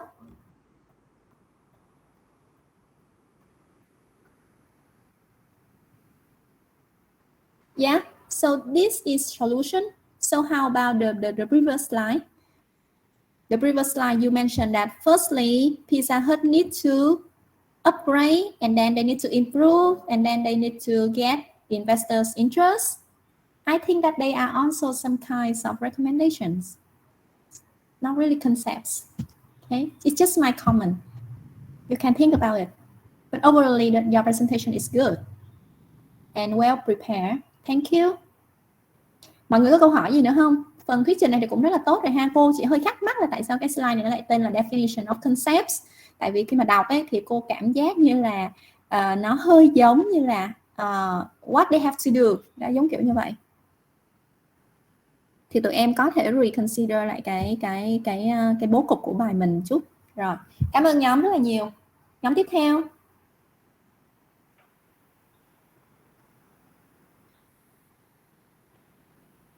Next, please.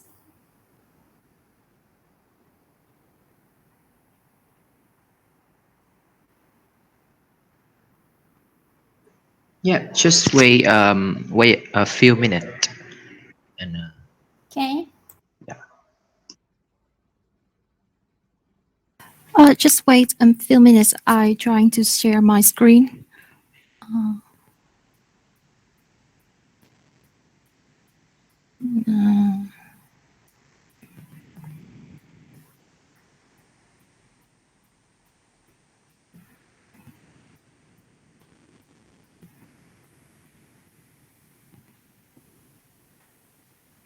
I can. Okay. Okay.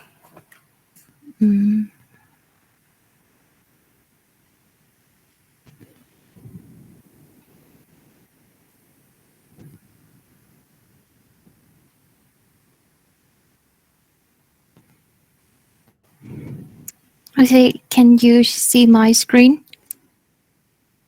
Yes, em. Hi everybody, welcome to Group 3 presentation. And today we're going to talk about the challenges of management in the moderns of business. Here's our members. Okay, so the presentation today we divided into 4 sections. First one, we're gonna explain and analyze the challenges. Second one, we gonna talk about the business before and during the COVID-19. And the third one, I'm gonna give you some information about the e-commerce. And the last one is a conclusion. So let's get started. Explain and analyze the business management in Vietnam in the area of COVID-19. So as you know that during the COVID-19, Vietnam faces most serious outbreak yet. Companies are facing significant operational, financial, and strategic challenges due to the COVID-19 outbreak and associated restrictions. Businesses need to evaluate the risk of infections and effectively manage their company to survive in this difficult period. And in the areas of COVID-19, employees are in trouble because of travel restrictions and working from home is a new normal. Some multinational companies in Vietnam are finding themselves particularly exposed to the risk of bankrupt. So let's make some comparisons. In the graph, you can see that 2020 is considered a year of difficulty and challenges for the world economy in general, including Vietnam. The world economy is forecasted to experience the most seriously recession in history. But in 2021, as a good start of the period from 2021 to 2025, the World Bank has made a positive forecast for Vietnam economy in the growth rate of 6.8% in 2021 and 6.5% in the following years. However, Vietnam economy still maintain a growth with GDP increasing by 2.91%. So let's talk about business before and during the COVID-19.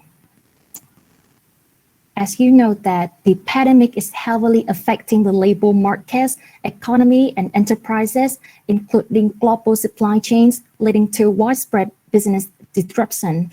So the question is, before the coronavirus has appeared, how was the business going?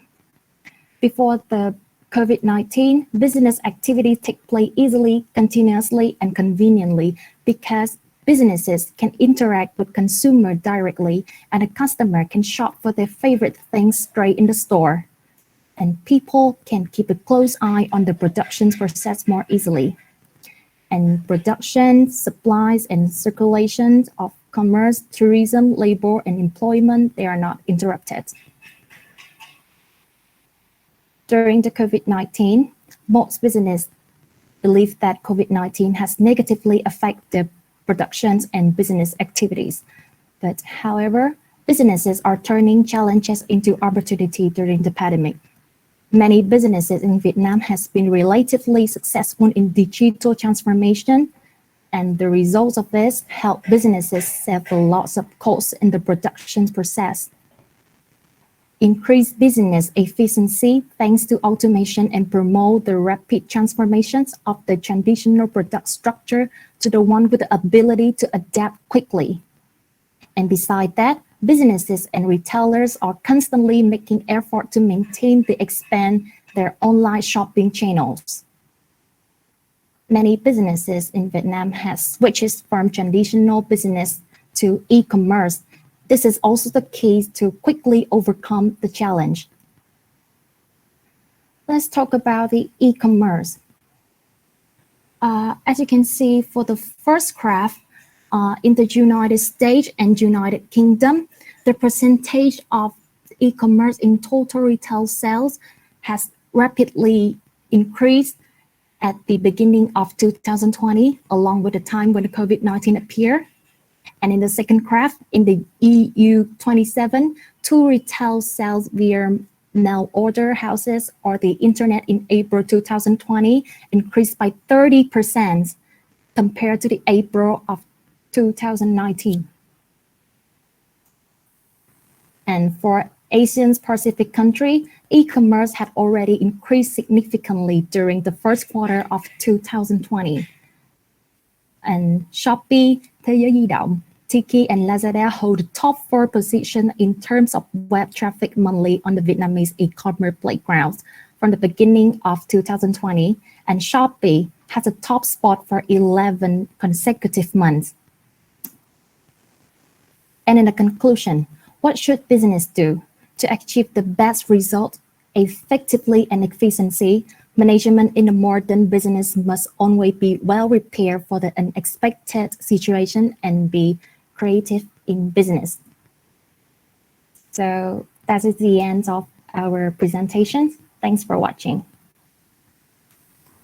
Okay, thank you a lot. Your presentation is really interesting. And you mentioned you chose COVID-19 as a main challenging factor influencing on the activities of the business. Okay, and you also were able to analyze how the business has changed throughout the occurrence of the COVID-19 pandemic. Okay, you also gave a lot of background information and the statistical information, even though that I didn't require you to do it. So this is an extra thing that you have added. However, my comment for your future presentation is that because we always have limited time, so you don't need to mention on the information that is not really related. Okay, that is not the focus of the topic. So you may briefly present the background and you can go directly into the main point, and you don't need to cover so much background information if it is not really necessary to save time. Just my comment. However, I'm happy with the presentation, and it was also very fluent. Thank you, teacher. Yeah, thank you. Next, please.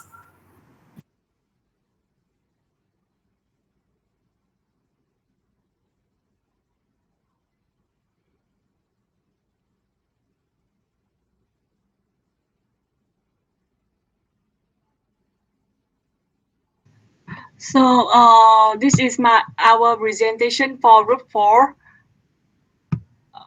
Okay. So for our team, this is group 4. Yeah, we have 5 members, and this is our table content. We have the introduction and yeah, who is Vinasun Rap, and why was Vinasun defeated by Rap, and what is the strength and the weakness in Vinasun, and what is Vinasun manager plan to save the company, and the conclusion. So how does for our group we are choosing the challenges, which is increasing the competitive influence the local company business system. First, the introduction. So Vietnam has always been a potential country to be invested by a lot of foreign companies such as Unilever, B&G, Microsoft, because this country has 2 main resources that attract tourists and the foreign companies, such as the natural resources, thanks to the benefit of geography. The second is human resources, which is we have young population who are willing to learn and experience the new culture. And the third one, I would like to say that because of increasing the competitor, foreign competitor, which has put the local company in Vietnam in disadvantage. And especially in 2014, Vinasun was defeated by Rap. First, we want to give the class about who is Vinasun, the background for Vinasun. First, Vinasun was established in 2003. In January 27, this taxi service put operation in Vinasun Taxi. And in 2008, Vinasun has claimed that they own the largest number of vehicles in Ho Chi Minh City, which is 55 vehicles and 6196 drivers, and they have 1,300 marketing points in Ho Chi Minh City. Second, who is RAP? RAP is a Southeast Asian technology company. They was founded in Malaysia in June 2012. They have joined the Ho Chi Minh City market in November 24. They launched the first Grab Pie service. So what is the why was Vinasun defeated by Grab? First, I want to mention about Vinasun have a difficulty in booking a taxi because they're using the same traditional system, which when we book a taxi or catch a taxi, a customer passenger have to wait for the driver to get the attention or calling them for the hotline number. But when you call them, they will cost the money. Second, the passenger feel that they didn't believe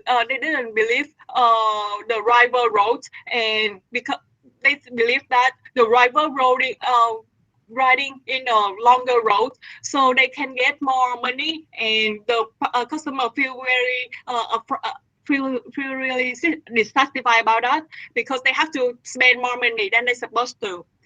Third one is lacking of customer service. So we can see that Vinasun is one of the largest company about providing transport service in Ho Chi Minh City. So they assume that the customer need them more than the company need the customer. So sometimes the driver will unfriendly to the passenger, and also the vehicle is not clean.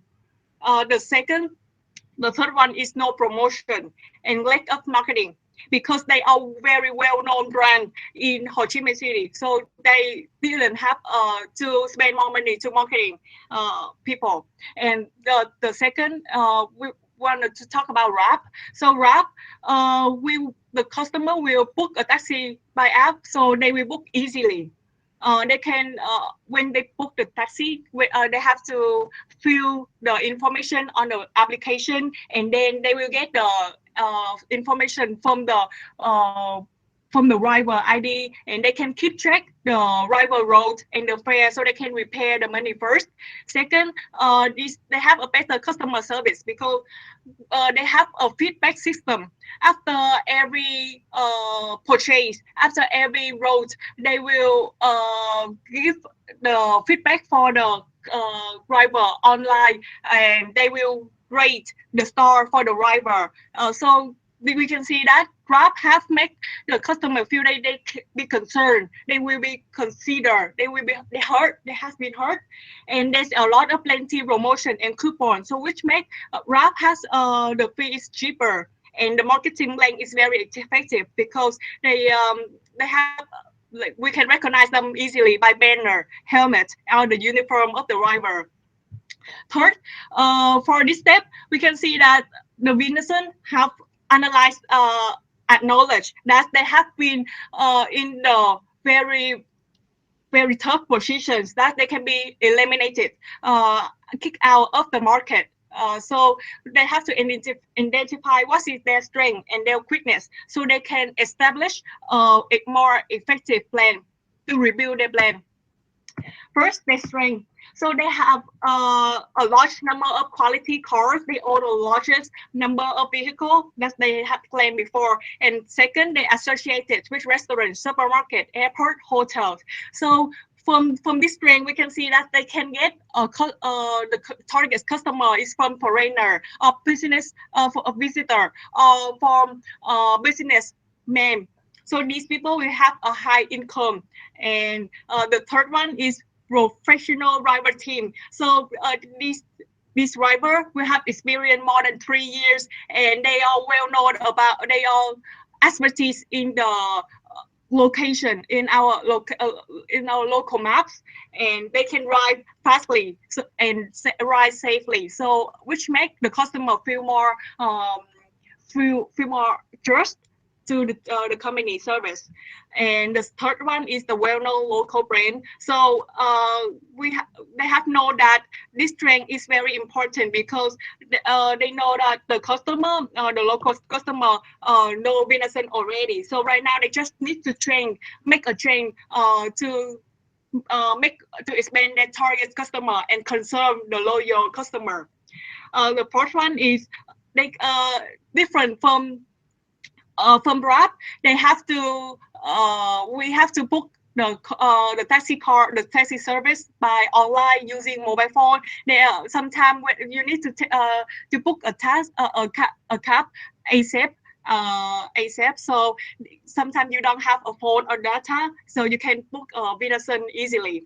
The fifth one is the fee is stable. There's a difference between Vinasun and Grab. That is, Grab, the fare will be raised depend on the time of the day. Maybe there's a rush hour, the fee will be expensive more than the Vinasun. So what is their weakness? First, the customer find that it is difficult to book a taxi, especially in rain. While it's raining. So the fourth one is they cannot keep track the fare and the road, which make them feel unsafe.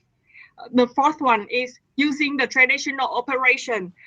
So they can only have a target customer, which is the customer of both 30, not the teenager. And the fourth one is marketing link is weak. So what is Vinasun manager plan to save the company? So after they identify their competitor and there's the company's strength and weakness, they have to review the changing the plan which have changed it, and they should have learned from the business model from their competitor, which is Grab.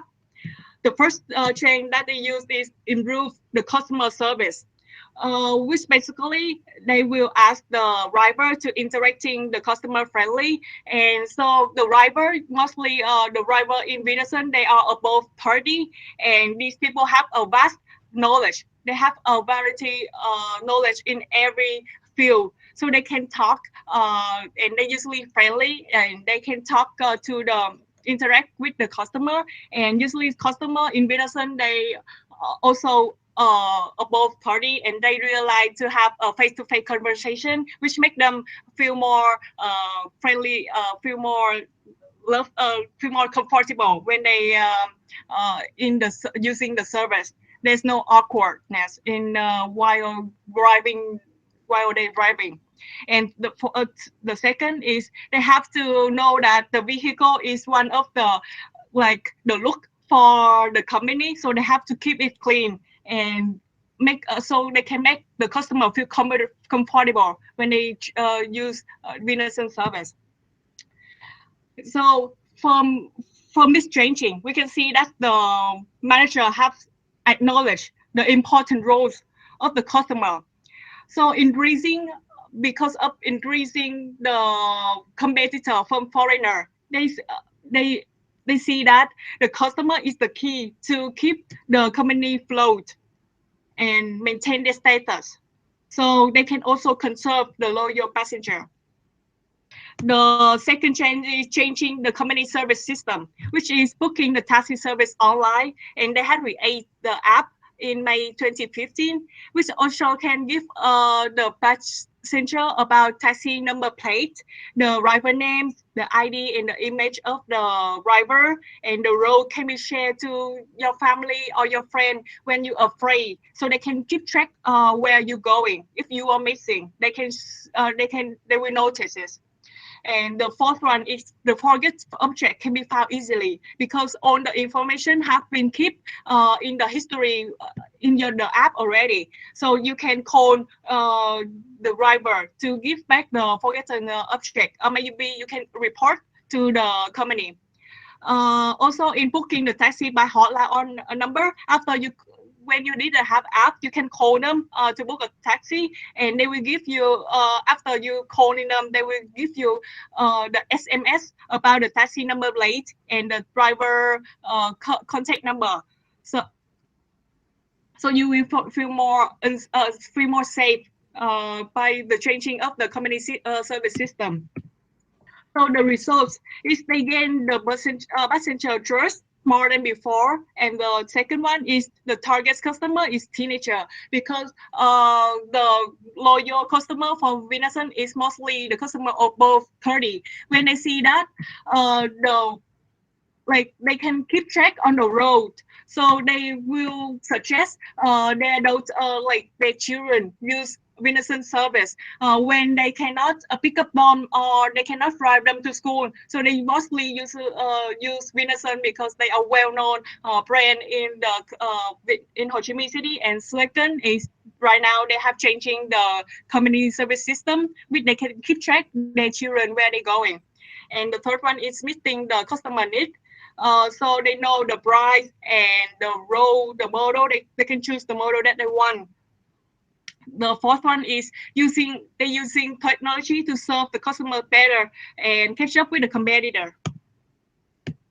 So in our group conclusion, it's thanks to the increasing number of strong foreign competitors, the local company has been motivated to innovate the business system by technology and acknowledge the important roles of local customers. So they try to improve the customer service better. So that will be the end of our presentation. Thank you so much for listening. Rồi, thank you các bạn nha. Cô xin lỗi là bây giờ đã là 11 giờ 5 phút á, cho nên là chắc là chúng ta không kịp thời gian cho nhóm số 5 nữa. Nhưng mà thật ra nhóm số 5 hôm nay các em cũng đã có bài thuyết trình rồi, nên là cô nghĩ các bạn cũng có thể relax, các bạn cũng nên nghỉ ngơi. Bữa sau đầu giờ các bạn sẽ trình bày phần của các bạn cho cô ha. Thì nhóm số 4 các bạn làm rất là tốt và các bạn đã lựa cái Global Competition là cái topic và cũng đã lựa chọn một cái case kinh điển là giữa Grab và Vinasun để phân tích, và các em đã identify được rất là nhiều những cái details cụ thể về strengths, weaknesses and how they should do and what did they do to solve the problem, and you also provide recommendations and you make the conclusion about the importance of innovation of technology. Ok, cô chỉ có nhận xét là thật ra bài của bạn thì làm rất là chỉnh chu, rất là tốt, nhưng mà có lẽ là các bạn nên chú ý hơn. Thứ nhất là về time management, về điều tiết về thời gian, và cái thứ hai đó là tại vì cái chủ đề của mình là for management á, thì các em cố gắng focus cái phần phân tích của mình nhiều hơn đối với management. Tức là khi mà mình phân tích thì mình sẽ thấy rất là nhiều vấn đề để mình nói, ví dụ như là về customer service, hoặc là về cost control, ví dụ như vậy đi, hoặc là về technological innovation, thì tất cả những cái đó nó đều liên quan tới management. Nhưng mà bởi vì mình đang học theo bám sát những cái theories về management thì có lẽ các em nên focus nhiều hơn về cái đó, ví dụ như là mô hình tổ chức này, về cái organizational structure này, hoặc là cái leadership này, hoặc là planning process này. Đó thì mình sẽ bám hơn về cái nội dung management của mình. Còn nếu như mà mình phân tích tất cả trên diện rộng thì nó sẽ có rất nhiều vấn đề, thì cái scope nó sẽ rất là rộng và nó cũng sẽ rất là mất thời gian để các em có thể cover được ha. Thì my recommendations are that you need to direct your focus more on the principles of on the philosophy, the methods of the management in Grab or Vinasun, and you also need to manage your time more tightly, more strictly. Okay, but overall good effort again. Hôm nay 4 nhóm thì các bạn làm rất là tốt rồi. Chúng ta còn một nhóm nữa thì yên tâm là đầu giờ buổi sau cô sẽ lắng nghe phần trình bày của các bạn và cô sẽ dành điểm cộng cho tất cả các nhóm mà có sự chuẩn bị công phu như thế này. Thì tất cả các nhóm đều có điểm cộng hết. Lớp trưởng nốt lại dùm cô ha. Chúng ta có một bài tập về nhà. Mọi người chú ý này. This is your homework. I'm typing now. You can take notes. Okay. Your homework is that you need to read the slides of chapter 2 in advance. And then you need to list on the management perspective. is from the slides. Which one is most interesting to you? Why? This is your homework. Bài đọc về nhà các em làm cho cô cái này, các em chỉ cần trả lời câu hỏi và một cái file Word gì đó để các em có thể note lại, và bữa sau các em cô sẽ gọi bất kỳ, mình không có thời gian để đi qua từng bạn nhưng cô sẽ gọi bất kỳ một bạn nào đó trình bày ha. Thì các em sẽ phân tích cho cô là không phải phân tích, tức là các em đọc trước nội dung chương số 2 và cho cô biết là những cái lý thuyết về management, những cái perspectives nào ở trong chương số 2 này, và which one is most interesting to you. Okay, overall, I'm so happy with your performance today. Very well done. And I really like the slides, and I'm also very impressed with your investment, with your efforts. Okay, I hope that you will keep up this performance and you can improve time after time during our course. Okay, so I'm happy to have your contribution. So please do your homework. And next group. Chủ đề nhóm thứ 7 là các bạn thuyết trình về cái gì cô quên mất, mọi người có thể remind cô được không? Dạ tụi con thuyết trình về human skill á cô. Ok, human skills. Ok. Rồi, chủ đề thuyết trình của nhóm vào thứ 3 tuần sau, 5 1 2 3 4 đúng là nhóm số 2 đúng không? Chủ đề thuyết trình của nhóm số 2 là các bạn sẽ làm giống như nhóm ngày hôm nay thuyết trình nè, nhưng mà các bạn làm về organizing ha. Nhóm số 5 hôm nay làm về planning, thì nhóm số 2 các bạn làm về organizing. Tương tự, các bạn sẽ define cho cô organizing function definition. Its importance, challenges for organizing, and you need to select a real case, a real example to analyze, and then you make recommendations for 20 minutes. Is it okay?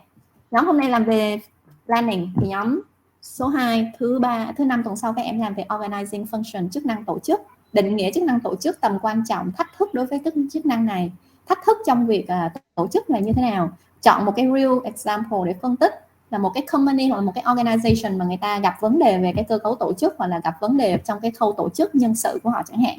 Sau đó các em đưa ra khuyến nghị. Được chưa? Is it clear? Minh Tú.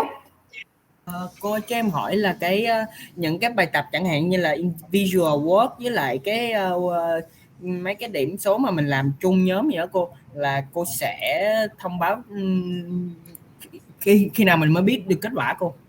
Tức là như vậy nha, bài tập cá nhân thì tụi em sẽ có 2 cái bài kiểm tra cá nhân, giống như là hôm bữa mình làm là bài đầu tiên đúng không? Thì cô sẽ cố gắng là trong tuần sau cô sẽ cho các bạn biết điểm của các bạn là bài cá nhân, thì các bạn sẽ có thêm một lần làm bài cá nhân như vậy nữa. Còn bài tập điểm thuyết trình nhóm thì chúng ta sẽ chờ hết cả 5 nhóm thuyết trình thì các bạn mới biết điểm ha. Còn tất cả những lần mà các bạn làm activity trong lớp, các bạn xung phong thì các bạn đều có bonus. Nhưng mà như cô đã clarify từ đầu tiên, đó là cô sẽ không thông báo là mỗi lần là bonus là bao nhiêu điểm, thì cô sẽ không có nói cho mọi người biết. Cô chỉ highly recommend là mọi người nên cố gắng xung phong càng nhiều càng tốt thôi ha. Và nếu như mọi người chịu khó tích cực thì chắc chắn là bonus của mọi người sẽ cao, và điểm giữa kỳ của mọi người khi mà tính trung bình nó cũng sẽ rất là tốt thôi. Còn bây giờ cùng mình không có xác định là mỗi lần em volunteer là em được 0.5 hoặc là được 1 điểm, thì mình không có xác định như vậy. Được chưa? Rồi, okay. So I hope that you had a great time for today. Even though that we ran out of time, but you were still very active and you really enthusiastic. Well done, okay? See you next class. Have a nice day. Bye-bye.